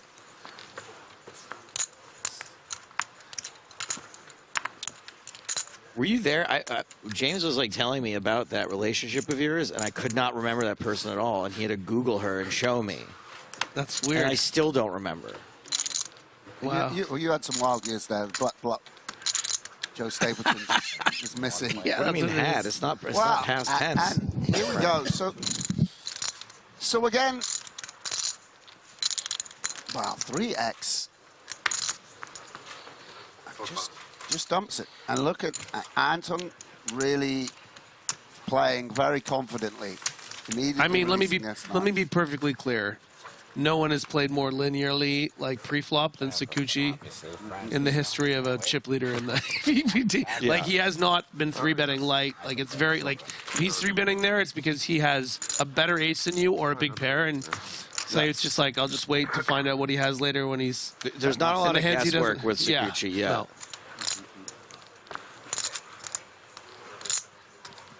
I mean, his particular style, Sakuchi's, has worked really well with the card distribution. It's just he's been running really, really hot and has had pretty good instincts in spots and, you know, but in general has not been 3-betting like And then, you know, every 8 to 12 hands picks up pocket kings. Yeah, yeah. All right, well, Sakuchi has raised these kings, and Seit has an ace and is re-raising. Yeah, it makes some sense to take the blocker and unblocker, but not going to work out here.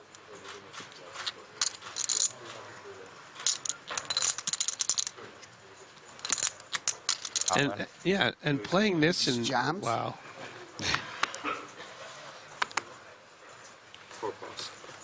Yeah, and playing this ace-3 linearly from a small blind to big blind. I was almost happy.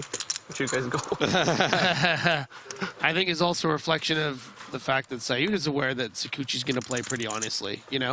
Not going to have 4-bets light. I can just 3-bet this and he'll fold a lot of his range or just call and, you know? Because some people would just defend the ace-3 there because they don't want to run the risk of, you know, being bluffed by a 4-bet. Meg asking, what is Sakuchi's hair situation? He's got some tight braids. Very under there. cool looking braids under there. Yeah. I actually wish that maybe you can, if he wins, you can get him to take out the hat. Have a good look at him. I'm probably not going to do that. the unorthodox way to go with. Before we get to the do you mind? Yeah, it actually means a lot to Griffin. He thinks your braids look really cool. Can you? Pretty in these days to ask folks to touch their hair. Listen, if he's really 1 go over point, great with my crowd. If he's 4 million Canadian dollars Stop richer, doing this with a commentator from a different generation. if he wins and he's Yeah. 4 million Canadian dollars richer, I'm sure he'll happily show you his braids. Hey, would you mind getting partially undressed for me so I can check out your physical form? Thanks a lot.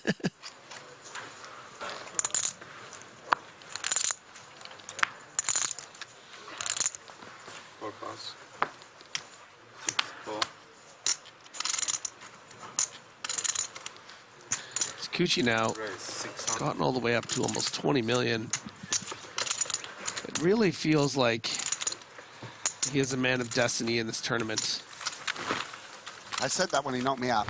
I thought if he can hold. That's when the narrative first started. He just got that. When you eliminate the best player in the tournament, fairy dust. Yeah.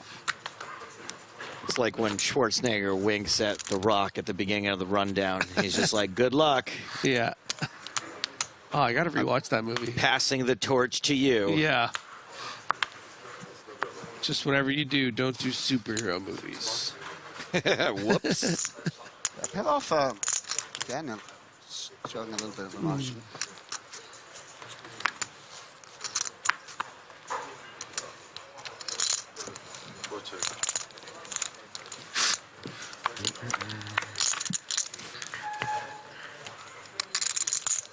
Sakuchi flops best. Bet 200, 4 points. Wow.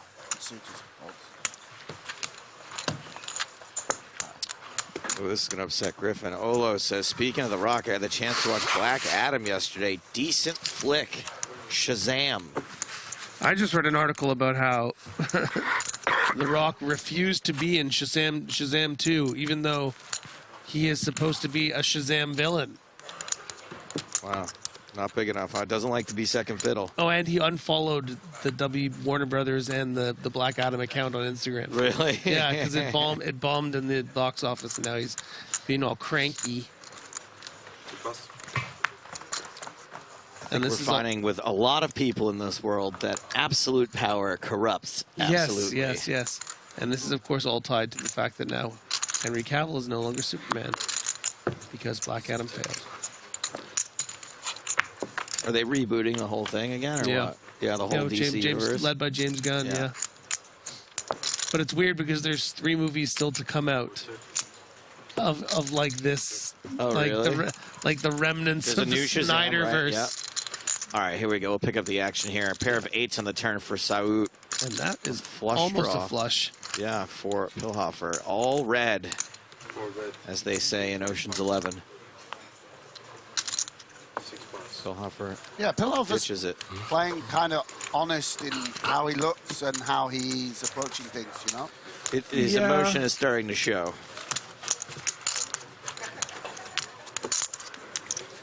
Did you see Black Adam? No. Wow, he's offended I even asked. Yeah, Wow. I'm deeply offended. I got to the point where I started getting sick of seeing the trailer even. Like Oh. I'd go to the movies and I'd be like, oh, this trailer This again. trailer. He The catches a hierarchy rocket. of DC Wow. power. Oh my God. We get it. Super meta. The Rock catches a rocket. 4 raise, 400. All. 6 is solid. Wow. I am all out. 2 pass. I mean, look, if he can make it seem like he's all forlorn shoving 2 aces. All in. Yeah, this was a bit Queen quick. Jack. I would have liked to have seen, like, I guess a flat is a bit unorthodox. Wow. on- And by the way, Anton's 17 considering it here. Yeah. Yeah, Like, that's what I mean. like he just thinks he's picked up on the body language. I mean, this could be Pilhofer- part of the snap shove because maybe the Queen Jack, would be in the range. yeah. It's just hard. It's just, I mean, don't want to get technical here, Joe, but with Yeah. the No, please get technical. combinatorics, Yeah. the combinatorics of having 2 I aces. don't in your wanna hand get technical. Just might make it more difficult. I don't want to This get is you dancing around the word blocker. Oh my God. It's just. That's my favorite sentence ever. I don't want to get technical, but the combinatoric. No, but Is that a made-up word? Combinatoric? combinatorics. But yeah, you just don't show Commonalities? You just. Wow. Let's go, Pilhofer. Shove. 6 raise. This is good. He's keeping his look of I'm annoyed. I'm just raising. I've had enough of this.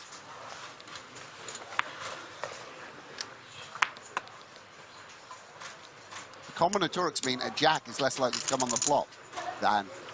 Well, combinatorics means that it's unlikely to be a jack in Saud's hand as well. By the way, But there one is. he's just trying to Make combinatorics a thing. No, he's just trying to make like the blockers are a real thing in a different word. And yeah, 4, 5, 3.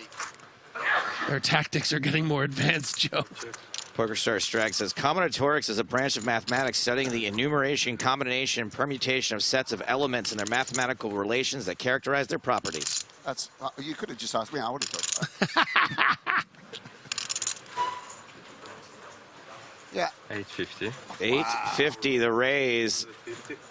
Oh no! Firing into the abyss. This obviously is a really good board for the big blind, but I think that Pilhofer will not sort of.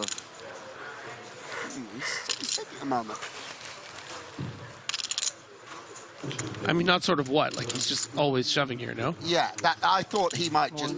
Yeah, yeah. He won't be sort of worried about that as much. No, as, it's starting with 20 bigs. It's the bottom stack. I think that's. Not, You have less of a problem with that all in than the ace is all in. yeah, no. I just think that it's just much easier to pick a low queen or you need some interaction with the 4, 5, 3. I think. I can keep. I would just call there queen jack. Okay, the last 2 hands I had were really good. With the Queen of Hearts too. But that was the first 2. So let's discuss that pocket aces hand for a second because as it was happening, it was like whoa, whoa, whoa, whoa, whoa. Why is he shoving so quickly? But you're sitting there with 17 big blinds in the small blind. The button opens. You don't have much of a flat range, do you? No, you do always just show. Oh, you 3-bet because you think like you have a bit of room to do that. Yeah. You should have some 3-bet I bluffs see off what you're 17 saying. He's bigs. got 17. It gets, like 20, you can find some 3-bet folds, but I feel like not a lot of people have that gear. Like Simon Matson might be finding you're the 17 right. big blind, king 9, small blind 3-bet. You make an absolute. I wasn't quite sensitized to the stack size. Yeah. And it doesn't surprise me that he shoved. Yeah. And actually, he did it in a very good way where it looked nonchalant. Yeah. So that's really good. I would 3-bet, but as you say, it's like you need to look like the kind of or set up the dynamic where you're the guy that will be. You're shrug getting it in, yeah. Yeah, and I just think it would be more commonplace for on that 17 big blinds to maybe find some light 3-bet folds in the 200K buy-ins that you might play. But it's not something you see very often in main events. You're absolutely right. I'd forgotten that he'd like whittled down a little bit. Yeah.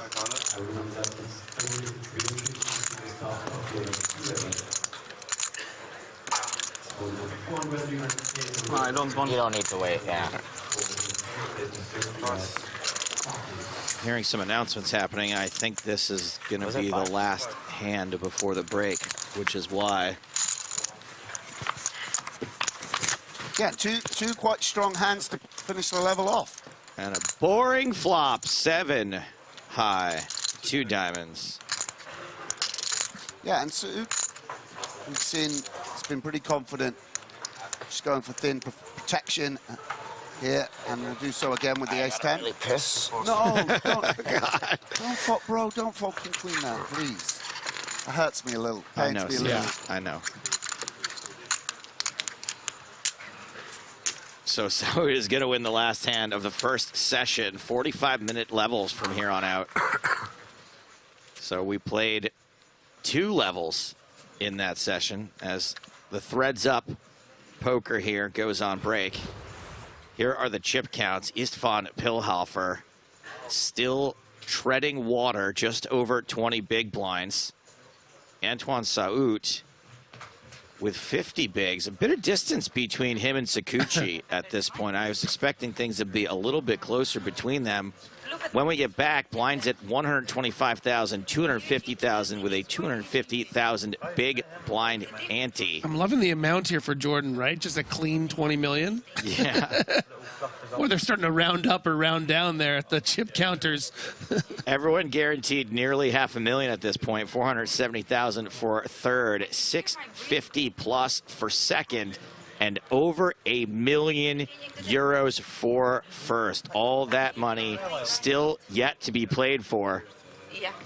Taking us to the break, PokerStars partnered with Power Poker to award a platinum pass to the PSPC in January. Here's PokerStars Team Pro Jen Shahadi with how they went down. See you all in about 15 minutes.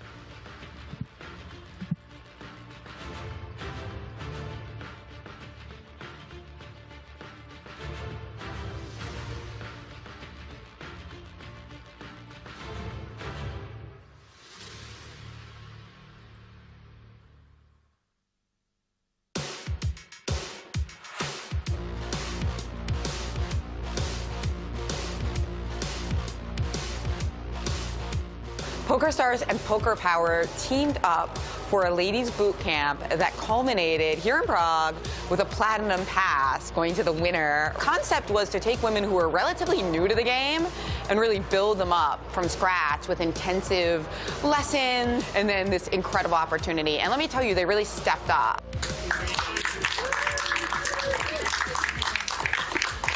Here is what you are playing for a platinum pass for $30,000. I can't believe I just won that platinum pass. I have no idea how that even happened. It feels like a blur. Oh no, my heart was racing, my adrenaline was going. I was like, hey, I kept saying, calm down, calm down. Oh my God, I am so excited. It's so surreal.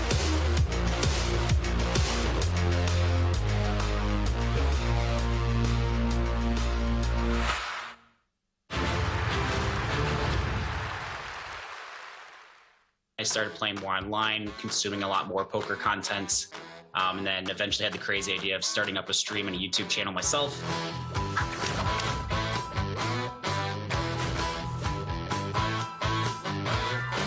We need to know the David K story. What is your origin story, David? Where did you come from? How did you get into poker? What is your background? Yeah, so I've grown up and lived in the United States my whole life, specifically the state of Michigan. Started playing poker in 2010 with a bunch of my high school friends, just a simple like $5 home game. Somebody had watched the World Series of Poker on TV, and we all got hooked to play for the whole summer. Eventually went off to college, started playing like small and micro stake tournaments online on PokerStars back when the US was in the player pool with everybody. Right before that had to go away, unfortunately. And from there, just kind of played mostly small stakes tournaments, and then eventually kind of transitioned into live cash games, which I got more into. That was about through 2020. And then obviously COVID changed the world and shut the world down, which is kind of where a lot of this like kind of started. So at that point, I started playing more online, consuming a lot more poker content. And then eventually had the crazy idea of starting up a stream and a YouTube channel myself. And then, just played mostly cash games, some tournaments from there. I still had a full-time job at the point and no plans of ever playing poker, doing content full-time. It was just like purely like a COVID lockdown project to do like the streaming stuff. And then it just picked up quite a bit. The regulation in the US was picking up, specifically in Michigan where I was at.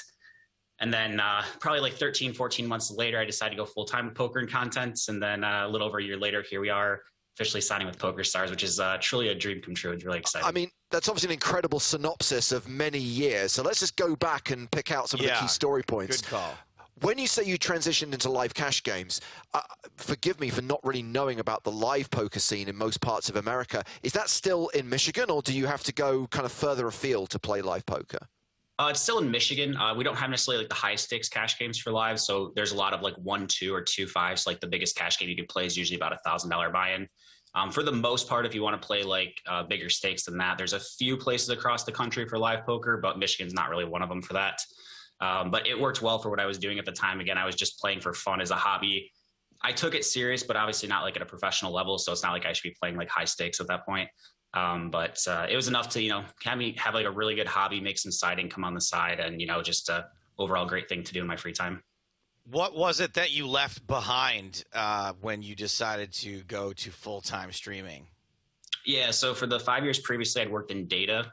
So basically job titles would be like data specialist, data administrator. So tasks could range anywhere from stuff as simple as like data entry to data integrity up to more like complex stuff. They'd be like data analysis, data governance. So for 4 of the years, I worked with a manufacturing company. And then for 1 year, I worked with a medical board. I mean, this is a perfect background for being an online poker player. You're just a huge numbers nerd. Exactly. The data comes through quite a bit, especially when you're just doing like a lot of studying and like understanding and kind of like pattern recognition, I think is the biggest thing. So like when you see the numbers starting to tell a story, you jump to it right away. So there's definitely some crossover between the two for sure.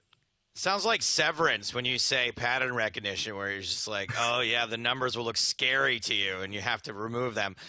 Okay, so studying, you're a bit of a student as well. You're not just out there clowning around. Would you say that your streams are more strategy based or personality based, or both? I would definitely say more towards the strategy based. I would say I'm like, when I'm playing poker, I would say I'm pretty serious. We still have fun in the Twitch chat, but I'm definitely like a very competitive person.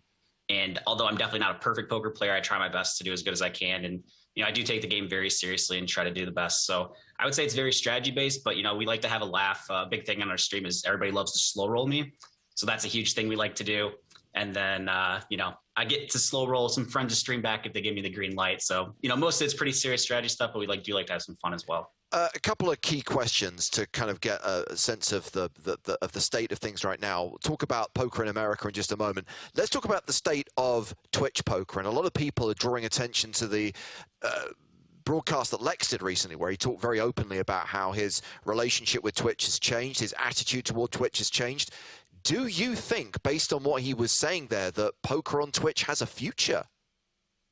Yeah, I think anything with content creation and Twitch and YouTube, it's still such a new genre. Like the idea that, Twitch has been around for, I'm not exactly sure, but it's within the last 10 years, I'd imagine. Yeah. That's still really new. There's not a lot of data to go back on. So in the new market like this, there's a lot of unpredictability. Like we don't know. Obviously, there's the scare for the moment with poker on Twitch, but, I think that part was, obviously you don't want that situation to come up to begin with, but I think in a odd way, kind of a win in the sense of that they recognize poker is different from other gambling games. Yeah. Correct. Which, so I mean, even though you didn't want that situation to happen with, the fact that they differentiated the two, I think is a massive win for poker. What it means on the platform going in the future, my guess is as good as anybody's. But I feel pretty confident that, if something were to happen with Twitch, there's other places to pivot live streaming content. It's a huge reason why I've been really active on YouTube, is in case something happens on the Twitch side, as long as YouTube content is making sure to kind of, not putting all my eggs in one basket in a sense, and just kind of diversifying within that sense, because there's so much unpredictability, really.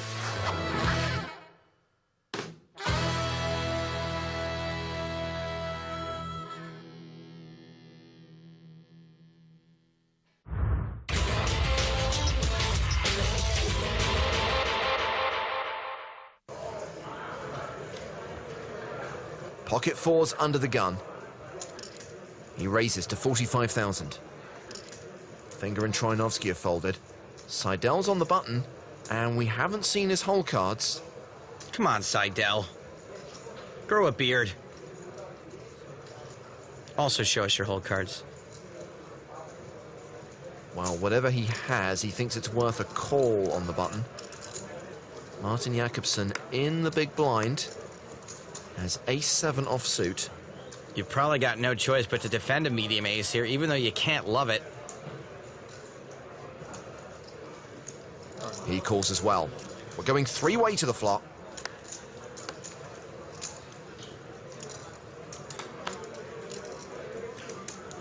And that flop has a 4 on it. A set for Coleman.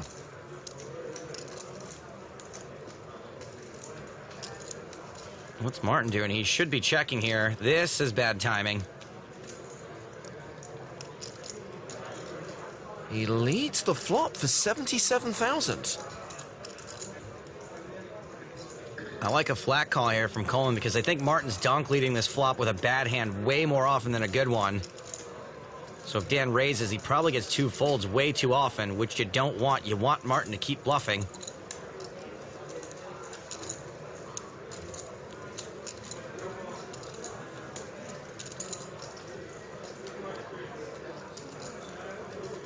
Coleman does just call. And Seidel folds. We'll never know what he had. 10 on the turn. Jakobsen now with a gut shot. Martin's probably never going to get a fold here unless the board runs out so badly for 4s that it makes his hand actually win. He's betting again with just 9% equity. 155,000. There's not much more reason for Dan to fold now than there was on the flop. 7-8 got there.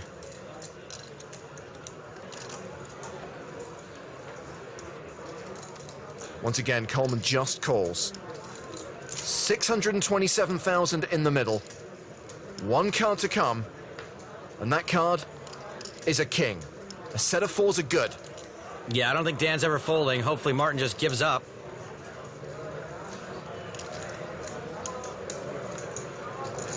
He bluff shoves. Or he just blasts off. Probably not going to work. Quick call from Coleman. And Jakobsen's out. Yeah, you probably got me, Let me just calmly take a second before exiting this 50K tournament. Nice one. Martin Jakobsen, the eternal bridesmaid on the European Poker Tour. Good luck, guys. That was nice. That was a gift. It was sick. Sick. I've never seen him doing something like this. Yeah. That was ambitious. Huh? That was ambitious. You don't get to do stuff like that. Well, Joe, it's time for you to step inside Urbanovic's brain. We're going to sweat with Dimitri on this hand. Looking forward to it. This kid could do anything except have a legal drink in America. Well, he's raised with 8-5 of spades.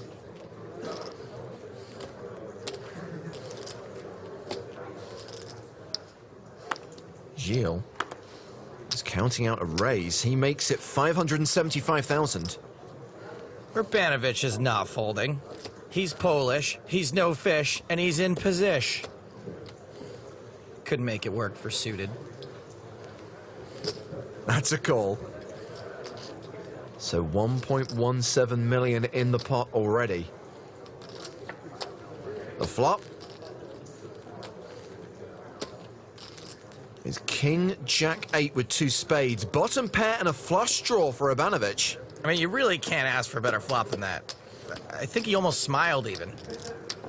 Berniers continues. 625,000. How much? 625. I would probably just call here in case Berniers is just messing around.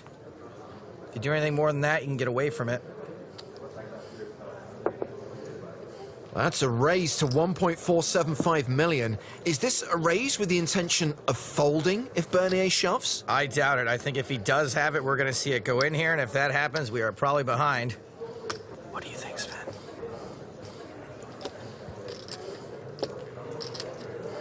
All in. There's the shove and a call. Not much. But Yeah, I'll say it's better. We are not behind. nice hand. Bernius has 4 deuce. Well, I was wrong, but this time it's in a good way. Yeah, I don't get it either, guys. You better tell your boy to geel out. Well, the turn is a 7. That means Bernius is drawing dead. Nice hand. Thank you.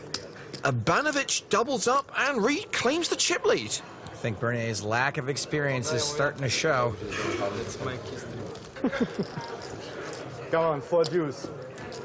Love the attitude, though. You're going to be rich either way. At least everybody knows now that I'm fish, you know? Don't worry, dude. Dimitri's a 20-year-old millionaire. He thinks everybody's a fish.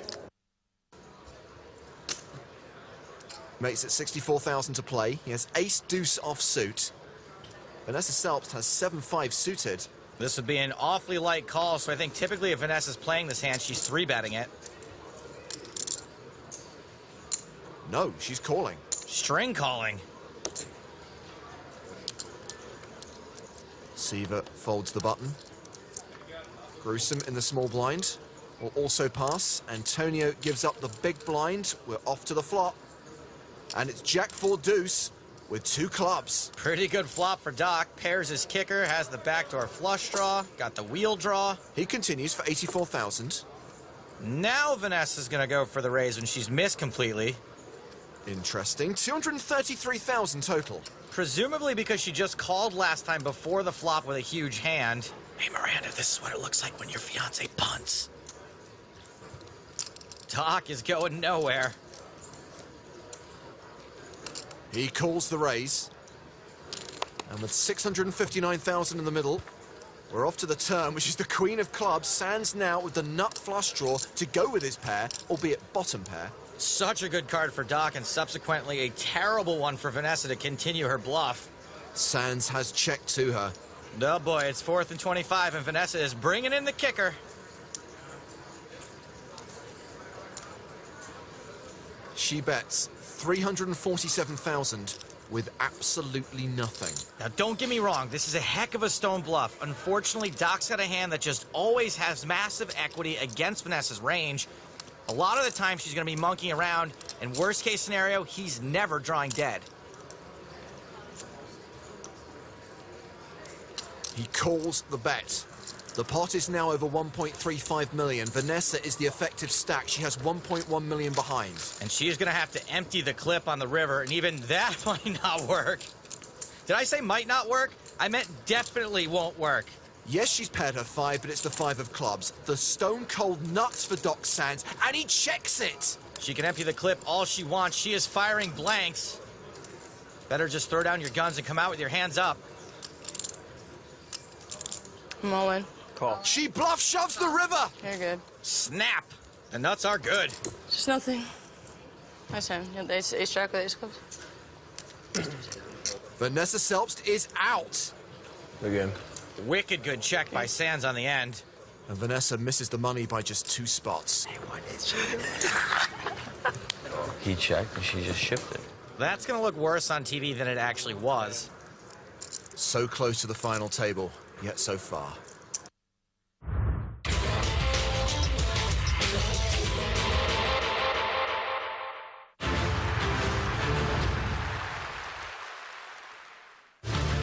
Hello, my babies, and welcome back to the PokerStars European Poker Tour. Live coverage from EPT Prague 2022, the main event final table from King's Casino inside the Hilton Prague. Started today with 4 players, and we are now still threads up. Istvan Pilhofer, Antoine Saout, and Jordan Sakuchi being the 3 players on the felt. And the 3 players in the booth, I myself, I am Joe Stapleton. To my left is Nicholas Walsh. Hello, hello. And to my right is Sam Grafton. Hi. A man of few words in this case. He'll be saying more later on. I know. before we went to break, we saw Istvan Pilhofer double up once from an 18 big blind stack, has now dwindled down back to 21 at this new blind level, which is 125, 250, 250. Jordan Sakuchi still on top. Saut had the chip lead for a little while here and there, off and on, but Sakuchi has reaffirmed his dominance with 20 million in chips. Yeah, I mean, he's been the chip leader for the majority of this final table, right? Been in the, as you say, in the dominant position. And still the favorite to take down that huge €1 million first prize. It's just always good to see 7 figures up top in one of these things. Really huge, huge numbers. 2, 4, 5, 2, 4, 5, 6. No talk of deal has taken place yet, and I assume that if there were to be talk of deal, it's probably not happening with Pilhofer in this bad of shape. Yeah, I think Antoine is going to feel very confident three-handed here. I would be surprised if he looked to do a deal with these guys. That's just my take on it. Just we imagine the pedigree of someone that's made it to the World Series final table and been under this kind of pressure before, and very few players in the world are as experienced as Antoine. So while he's still got chips, he'll really fancy his chances. 250 and 250. Yeah. All right. Dealer has asked for some blinds. That means we're getting back underway. Wow. And cards are in the air for hand number 67 of our final day of coverage from EPT Prague 2022. There's only been 67 hands in the whole EPT. That's the correct number. Oh, like more. And Pilhofer folding the button there. Queen 7 of hearts on the tighter side. Obviously looking at some of the bigger stacks behind him. Doesn't want to get mixed up. Little blind v blind action now. Sakuchi, King 3 of hearts. Just gotta double check. Double checking the call. Excuse me, it is a raise after all. 550. We only know one of Saud's cards, the 4 of hearts.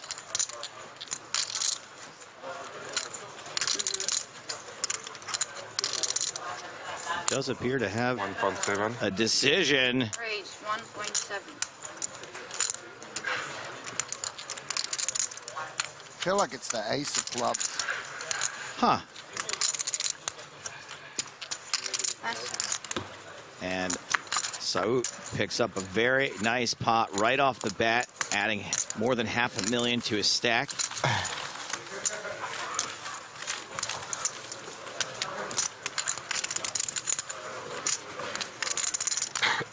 Offer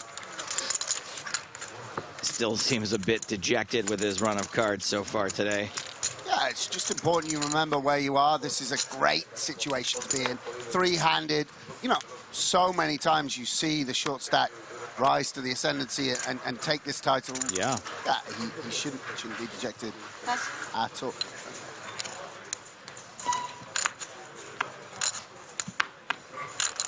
Deuces for a Saud. Yeah, and probably just play this as a shove. Would imagine. Does shove into the 20 big blind stack. And Pilhofer makes the call with ace-9. We're flipping potentially for third place.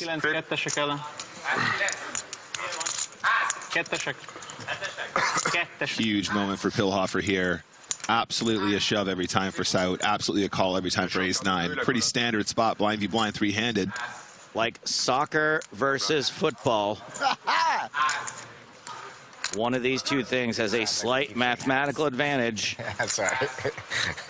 I know, it just sounds like... I know that's how you say it, but it sounds like it. Yeah. Big day for France all round. That's right.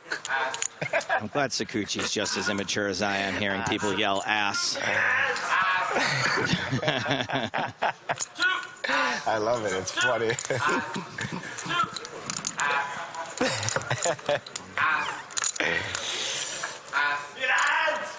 And that is a pretty decisive flop in favor of Saud.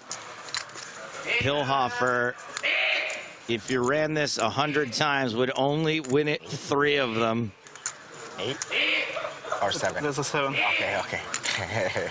Looking for a straight card on the turn for any hope at all. turn is a full house for Saud. That is it for Pillhofer. Yeah, GG, sir. Nice play with you. Huge achievement to come third in an EPT. Lot of money locked up. My friend. The Hungarian hotelier should hold his head high. Want to play it out? Sorry? You want to play it out? Well, just a moment of silence in the commentary to let that alliteration That was a resonate sick alliteration, by the way. Ocean. Yeah. 470,000 euros The best players for the former pro. a bit of money. Do you want to give a bit, or you want to do just chips? You want to go through chips and then play for the trophy? How does it work? No, I want extra. So you want what? Extra money. If we do a deal, I will take a bit more. This might be a foreign concept to Jordan Sakuchi. Yeah. No problem. Talking about a deal, and Antoine's saying, If you want to talk, you have to do it on cameras because it's part of the Yeah, I know. Okay, that's No problem, no problem. Antoine wants a little bit more due to his experience Yeah. and his perceived skill level. Look, Antoine's like, I know how this works. I'm going to move the chair over there. It's not my first rodeo. He's like, camera 3, you're in the wrong position. Yeah, director, could we get the lights up a little bit here? Yep. Okay, so the chip count is confirmed for the... Which box do you set he's going to use? How much chips do you have? 7. So he already knows. He already knows which box they're using. It's like a little behind-the-scenes episode of the PokerStars broadcast. We're getting TDs. We're getting discussion. Love this. Awesome. Yeah, Anton's going to drop in. He's going to be like, when I was at the World Series final table with Phil Ivey, I also discussed a deal. Then when I was there the second time... Look, guys, Antoine really needs to see that World Cup, so if we could just get into box number 7 right now and get this kicked off, that'd be fantastic. If you want to do a deal, I want more. Anyway, let's carry on. Go. Okay.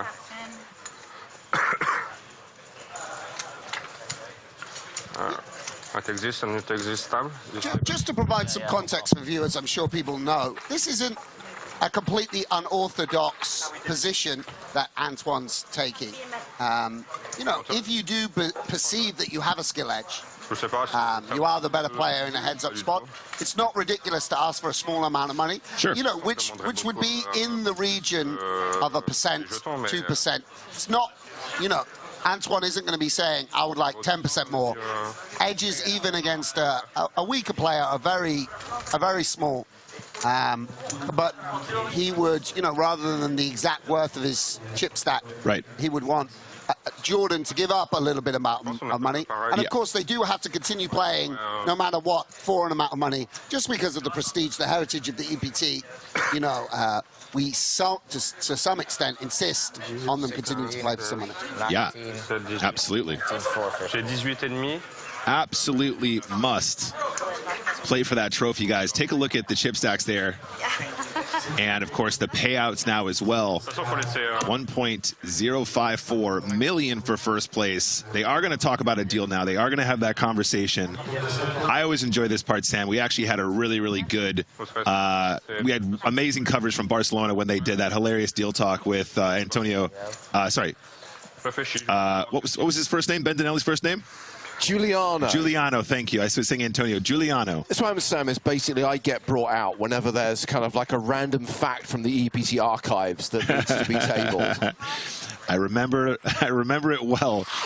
Yeah, I mean, I remember the MIDI one, Tom Middleton one, where there was discussion of a deal and then it fell through. Yeah, the other players at that final table feeling very wronged, seeing his hands had been shaken, everything had been agreed, and then Fraser McIntyre comes along and ruins everything. Yeah, those deal conversations were fantastic in Barcelona. I really enjoyed that, and it's all part of the drama here at the EPT. They're bringing out Toby Stone. Nice tie, Toby. With his calculator. I mean, back in the day, Toby Stone would have a laptop. Now, we're in the 21st century. He's got a phone. Okay. The only thing is we have to pay for a percentage remaining. Okay. Already calculated. It's around about 10%. That's after paying you both second place. Around 40,000. How does that work? I'm lost. So this is the total prize money. Yeah. First and second are both already guaranteed 658. So you take 2 from that, from everything, which leaves about 40,000. This number in yellow here. So it's like playing so for that's the... what's remaining. That would play for the After we 40,000 in the trophy. Yeah. Correct. I mean, you don't have to play for 40, you can adjust that. Yeah, You can go down a little bit, or you can play for 60 or 80 or 100, as much as you like. But that's the minimum that we'd like. I don't mind. It's pretty much even, but... Yeah, but so 40, what does it mean? You have this number? Yeah. One, so it's 8 for... What would the actual number be? Split and 8? So you want the... No, just LCM? for the moment, yeah, just to see, and after... somewhere? Because, I don't know. Yeah, and so they're going to start off by getting, I mean, chips and ICM are exactly the same at this point, but they're going to find out how much their stack is worth each. Okay with that. And that's going to be the figure that you would sort of settle on if you were exactly evenly matched. And then Antoine has indicated he may ask for Scamucci to give up. Yes. Scamucci to give up a little bit of money. So You can bring someone to the table, but you have to have the... I mean, John Scamucci highlighted, Sam, that it's pretty even. There is an argument for basically saying whatever prize money you decide to deal with, just chop it in 2, and then the question's about what you're still playing for. He's only a million. Yeah, so a few things. But look at this, they're allowed one consultant brought in. 40,000, so we play... We split the money. Phone a friend. 40 and a trophy. Yeah, I'm okay with that, but yeah, it's up to him. It's quite nice to bring in, you know, there's a lot of emotion around when you're playing and you're deep in it, to get a little bit of advice from someone who's a bit more objective. He's only up by 1 million? I'm up by 1 million. Yeah, as you already said, though, Sam, Seit probably does have a considerable edge at this stage, especially having seen slightly tighter, more passive play from his opponent on this final table so far. And obviously, heads up, you need to be so much more willing to play a wider range. You know, it really does not... Like, I'm not sweating it. ...help to not have that wider range of play once you get to this stage in the tournament. Là, j'attends de savoir le chiffre exact. Et après ça, je demande plus. Et on joue pour... Maybe this will be the outcome of the World Cup. Maybe Messi and Mbappe, they'll come to arrive at some deal. Hey, bro, like, let's just... Ah non, ouais, trop plus. That's why. If you don't want to be stubborn about it, I'm just going to play like it. It makes no difference for me. I'm not going to cry about it. You know what I mean? 1% sur ça? Yeah. Non, même pas. Yeah, and Sakuchi just sort of waiting to see what Antoine comes in with the offer. Also, yeah, just, you know, we see that he's just less experienced about this. As I said, not making it all about me, but I played with Antoine on the final table a couple of months ago, and there he also chopped the tournament. This is a kind of regular thing for him. Another day at the office, obviously not chopping something this magnitude. And here comes Toby with some. Now things are serious, because now we've got the HP laptop. We're not dealing with phones anymore. To confirm I haven't made a mistake, but that's what you have to play for, more or less. That's 10% of remaining after you've both got second place. Jordan, 19,450. Antoine, 18,350. ICM chip chop is the same. So this would be a pure split based on that with 40,000 remaining. You can adjust that a little bit, that's not a problem. I'm going to give you a few minutes to look at that. And in the interest of the move game, I'll come back to you in a few minutes. I mean, we're talking about edge here, Sam. If they leave enough behind to play for, then that will be the decider anyway, right? You know, you kind of go, okay, well, if we leave enough after we do a sort of straight split at this point, then my theoretical skill should sort of play out a little more your often. edge is obviously just in EV, so it's like 2% of 40K that is your edge rather than... I don't mind. I'm not, you know... He's okay with this. Even if it was vice versa, I don't mind. It's up to you, my friend. He's only up by a little bit of chips because they're practically even. Split the prize money and play for the trophy and the remaining. So if they chop the prize money exactly, that would be Sarucci giving up a little bit of edge. It would be, and I think he's happy to do that. I think what they're going to discuss, I guess, is whether the set-aside is the minimum, which is 40,000, or whether they will play for more than 40K.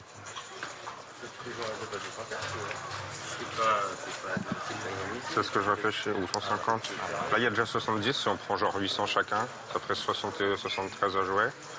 Ou alors, on peut faire 125, donc 73. There will come a point, by the way, and I know that some people watching are like, get on with it. There will come a point when Toby will say words to that effect and say, you need to make a decision. Either you're doing a deal or we're playing on, but we can't stand here forever. Yeah, Toby's good at that. He has to crack the whip once in a while. We saw some of that in Barcelona, in fact. That went on for some time, that deal negotiation. Ok. Ah, j'ai oublié les 40 là. Ou 800. 800 chacun, et ça fait 100 à jouer. Yeah, absolutely. And of course, on the other side of it, you know, this is real money that these guys are chopping up, and a lot of it. To play for something, so I'm seeking out the number. Maybe we can take 8 each and play for the, like, 140, I think.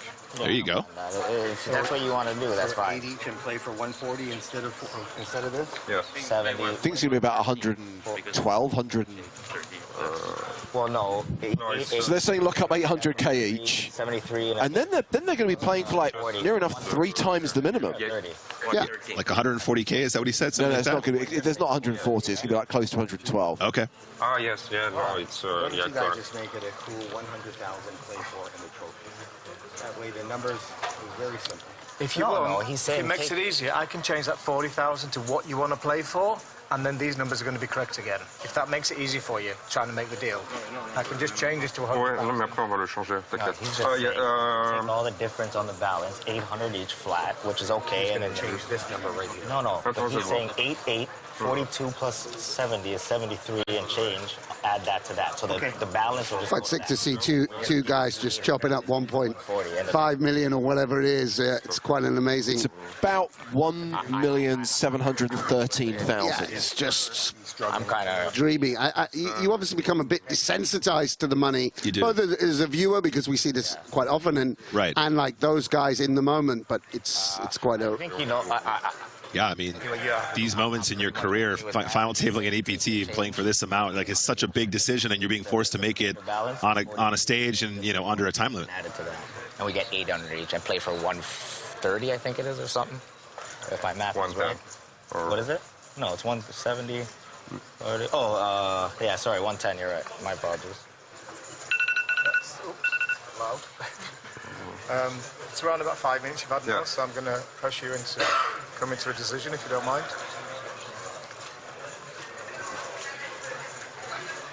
Are you okay to give a bit more? Brother, yeah, no, like... listen. What's a bit more? Just 15K. Okay, on top of this? Wow. So his advisor stepped no, in. I think he wants 15,000 more. I don't get why, but just I'm willing to take your balance and play for it. Like 15,000, brother. This is 800. Okay. So why we squeeze each other for 15,000? 8, and then take the balance and throw it there, and we pay for it. So all right? Okay, deal agreed, guys. What do you want to do so we can just check those cards? So they are going to take 800,000 euros each, and we pay for the and they're still going to be playing for 113,250. That is not an inconsiderable amount of money, Sam. Yeah, absolutely. First prize in a lot of tournaments here, even at the EPT. Play for the rest. Correct. Okay. All right. And I think this makes 800 each. Play for the rest. makes some sense. Antoine's got a little over the worth of his stack. Okay. Play for the rest. We get to watch a very significant heads-up battle, and both of these guys will walk away with huge scores, as they deserve from this amazing run they both put together, and we get back to the action. So of course, and just to highlight, the minimum they could have played for was 40k.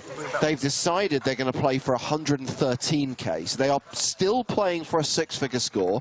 They're playing for the title and trophy, but they've also each locked up 800 grand. Not bad for a few days' work.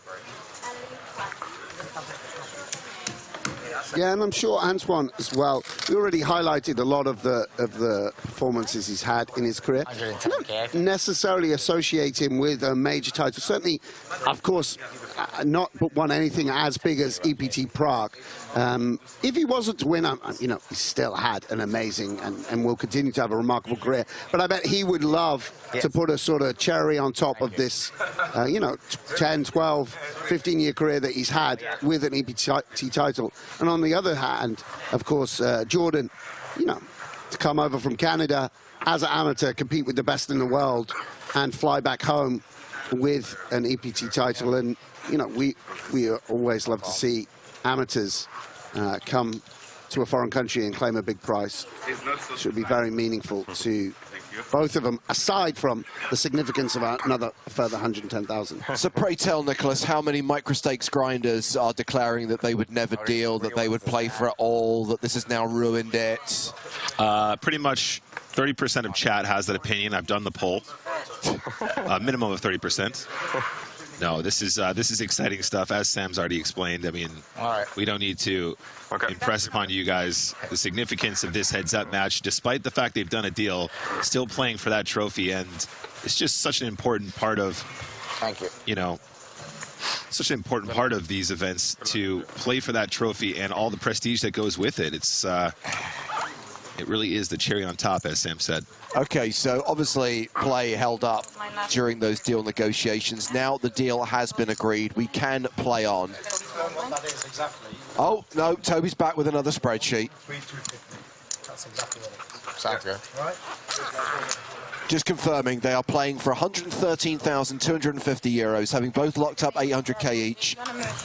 And we are going to carry on at the... That's fine here. Current blind level, having lost Pilhofer in third place about 20 minutes ago. Now this heads-up battle begins.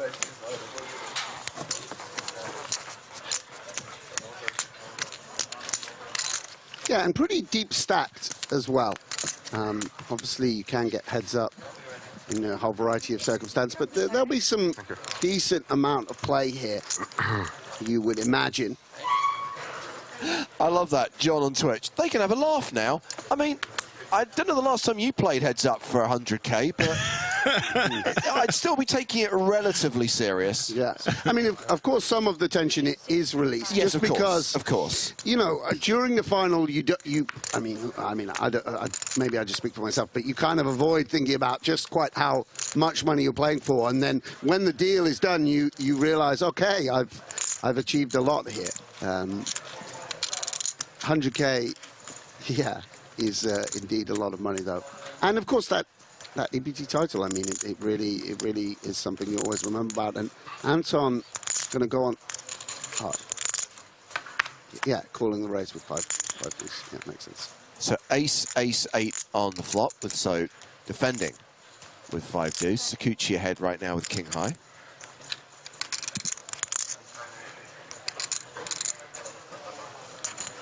Bet 400.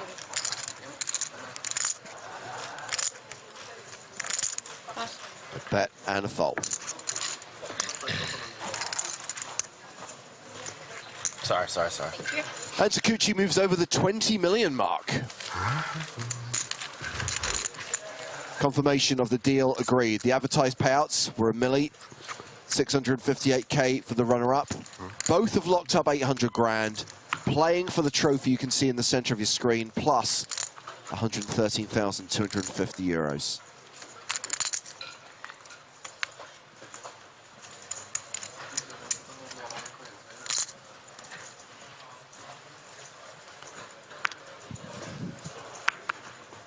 Worth highlighting, by the way, guys, that they are still pretty deep, and playing for the sum of money that they're playing for and the significance of an EPT title, still no guarantee this gets done before the football.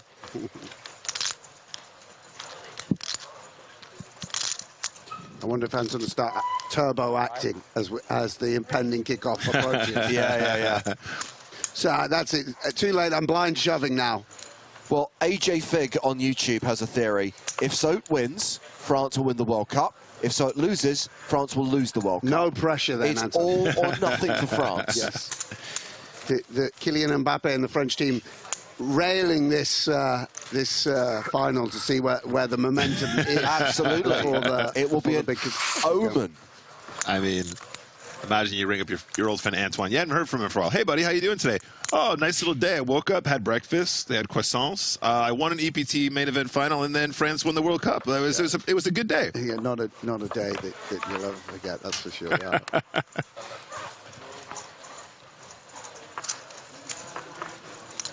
Look at this from the graphics team. It's both the small blind and the button. That is correct. I've not seen it like that before. Don't worry, Sam. We've only been doing it for like, you know, a decade on most of the TV shows that you've played on. Has it always It's always been that, buddy. Yeah, yeah.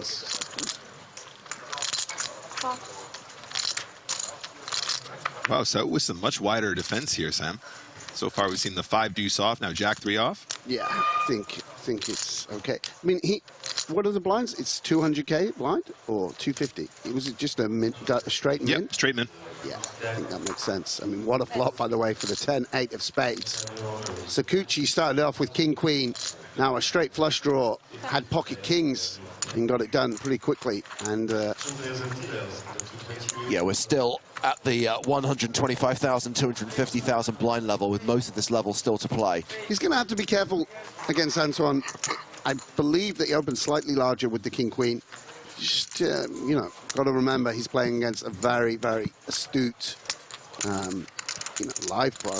Obviously, Antoine does played with him on Stars, decent amount, but primarily known for his live exploits. Yeah, those subtle differences will quickly become a sizing read if he's not careful. Sizing tell, I should say. Cool. Little limp on the button here for the Jack 4 off. And Sakuchi going to check behind in the big blind 5-4 off. King 10-7 on the flop. Jack high, still the best hand. Check.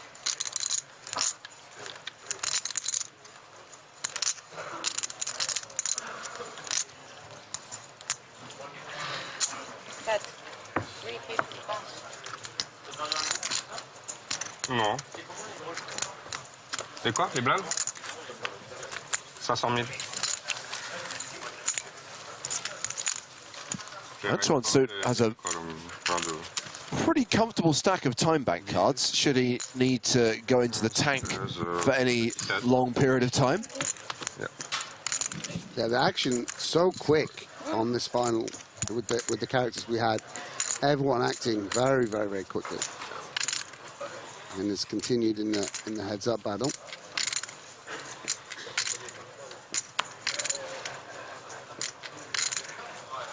Sakuchi now with the ace-5 off on the button. Coming in with a call, very interesting. At this stack depth, I'd expect this to see I'd expect to see a lot more raises from the button, Sam, generally speaking. We are on the deeper side. 850. Raise, 850. And the ISO from Saud versus the limp, 850K and a call.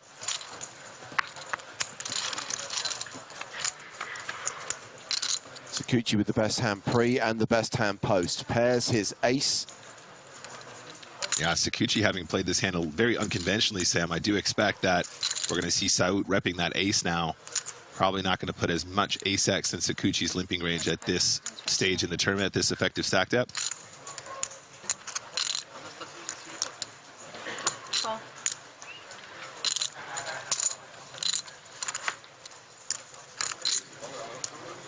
Yeah, nice turn for Sakuchi.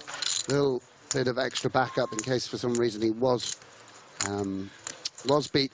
And so just hoping to take it down pre, and then just wanting to sort of fold out a 10-8 suited, a 9-10 on the flop. It's going to slow down and going to be frustrated to see Sakuchi bet in position. We're kind of hoping maybe he could just check down against the same type of folding, a king high. One problem is, yeah, wow, he does call. He does call, and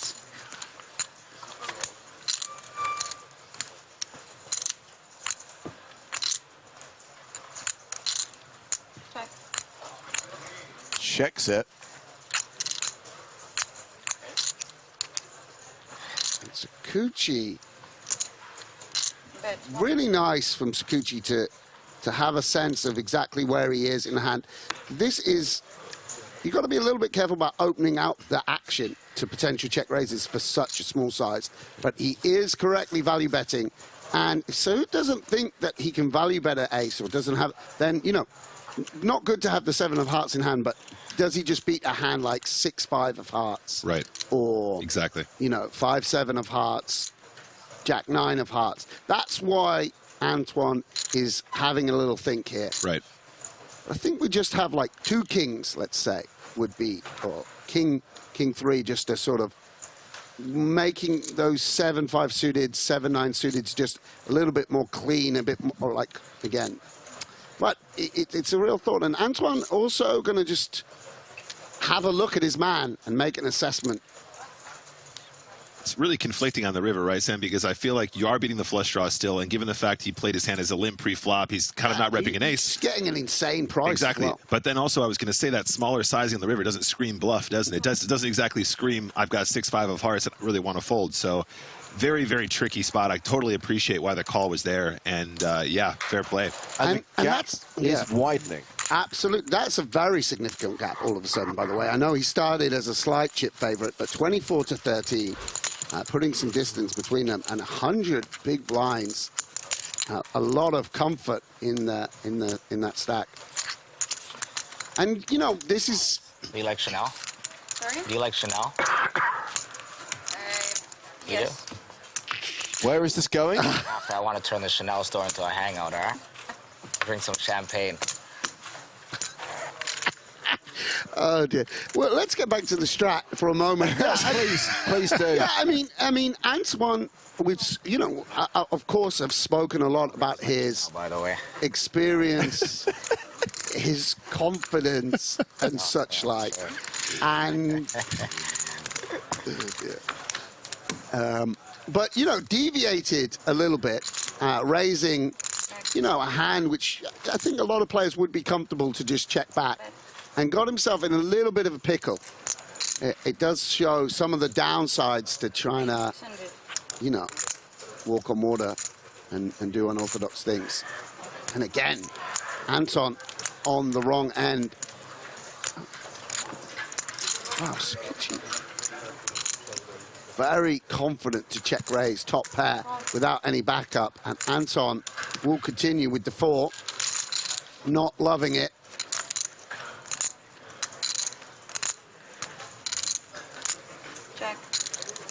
Wonder.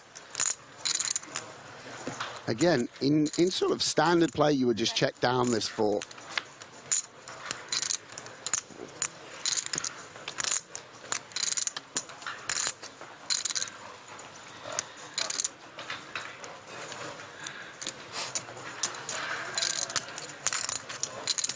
Again, this is just going to look a little strange to suit. I think he'll just fold with just the bottom pair. But another part slides in Sakuchi's direction.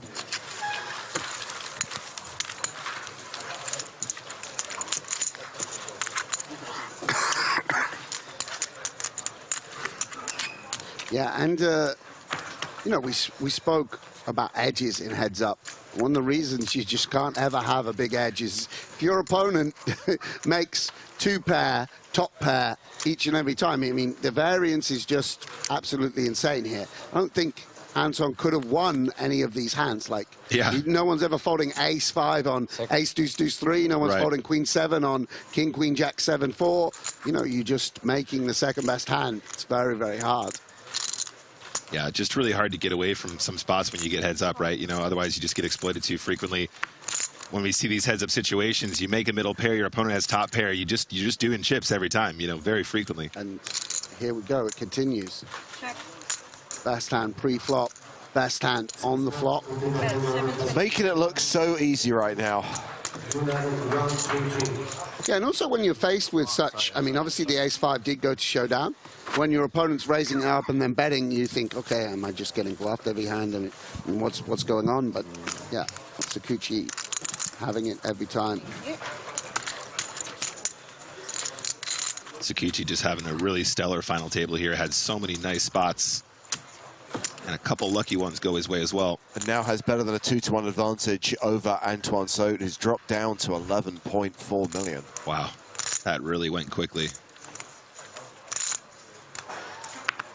I mean, still, of course, 40 big blinds, which is relatively deep, and again allows you.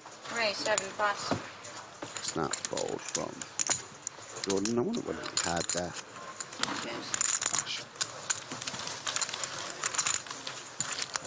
So about to deal the 77th hand of the day. Having come back for this final day with 4 of the 9 finalists. Junabara eliminated on the first hand of the day. Istvan Pilhofer went out in the last half hour. Then the deal negotiations, both players locking up 800k. Now playing heads up for just over 100 grand in the trophy, and Sakuchi raising here with ace-3. Pocket 6s for Sot.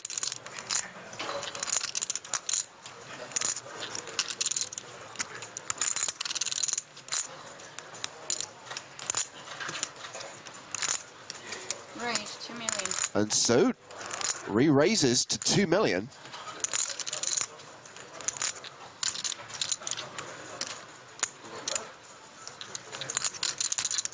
Yeah, and this is a bit of an uncomfortable spot for Sakuchi. You could see him realizing he needs to defend a bit more heads up, and the ace-3 has some strength, but also realizing. Oh, he shoves on Sot. Wow. All in to call with 6s. Wow. And this is a little out of character from what we've seen of Sakuchi, and this is giving Sot pause. I think. Oh, and he does call. Wow, calls it off. And Sot, a favourite to double up through Sakuchi and change the momentum in this heads-up battle. Sot a 70% favourite here, and just hoping that there isn't an ace on the desk. Yeah, and an ace would just win this right now for Jordan. It would indeed.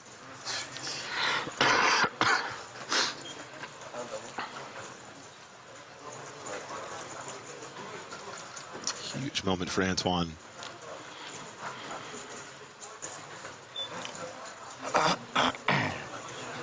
Sakuchi has been running pretty hot. Don't call for outs when you're ahead, French people. Amen. The flop. Doesn't have an ace, just 2 3s on it. Trips for Sakuchi. Chanel store into a hangout. I asked Alex if she wanted to go to the Chanel store and turn it into a hangout. You know what I'm saying? There's a 6. Sakuchi now nearly a 9-1 favorite to win it right here, right now.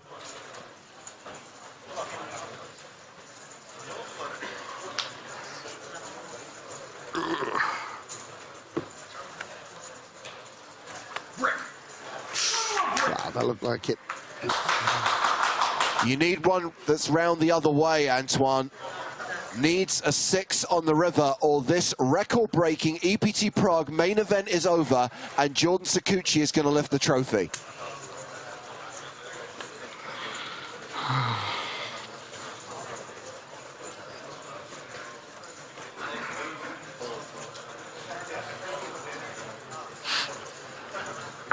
The river card. It's another 9. It's a boat for Sakuchi, and he scores victory.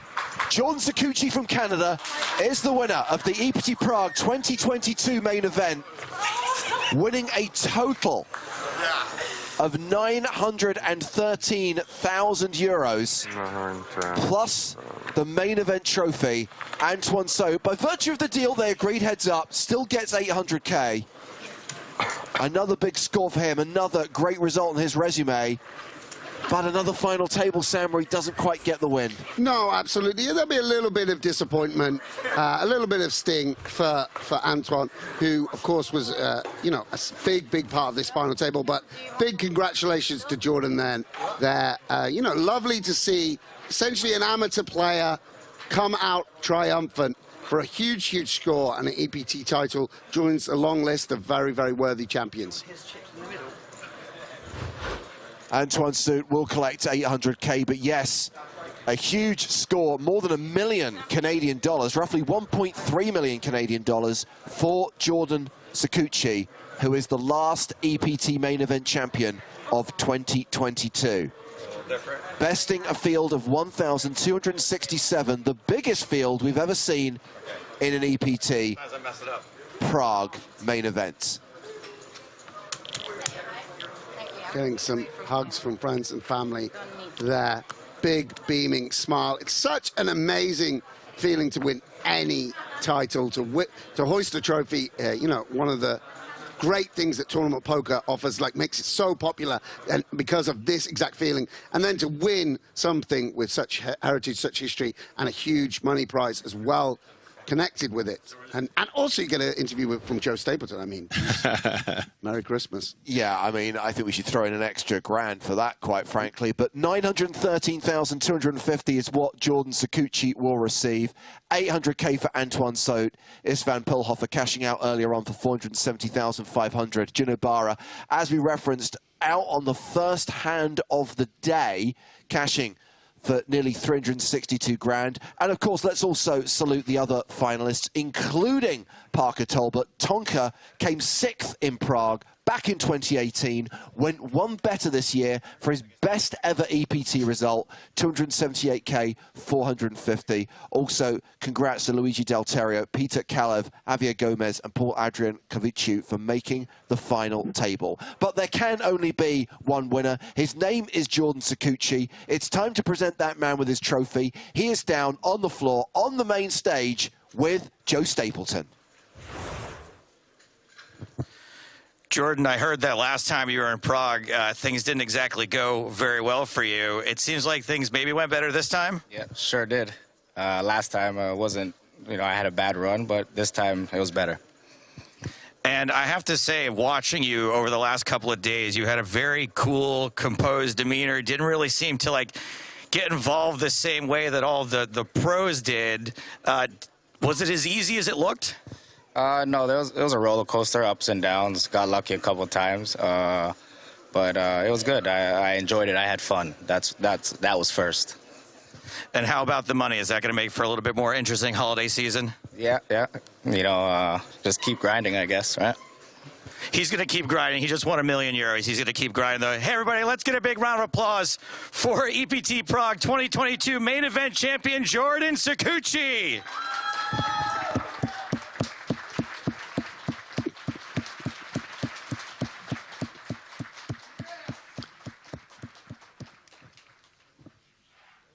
Congratulations to Jordan Sikuchi, and that will close out EPT 2022. A reminder that you should play the EPT Prague Mini main event later on, which will award an EPT Paris package. That'll be the first stop of EPT 2023. However, before that, we will be in the Bahamas. January the 25th is when we are next live on the PokerStars Twitch and YouTube channels. That is when you can watch 10 days of live coverage of the PCA main event and the second PokerStars Players No Limit Hold'em Championship. And I'd like to highlight, we did it! Near enough a full 2 hours before face-off on the soccer felt. So we will see you in the new year. In the meantime, have a fantastic Christmas and New Year. Hope you've enjoyed our coverage from here in the Czech Republic. From Sam Grafton, Nick Walsh, Griffin Benja, Maria Ho, Joe Stapleton, and me, James Hartigan, it's good afternoon from Prague.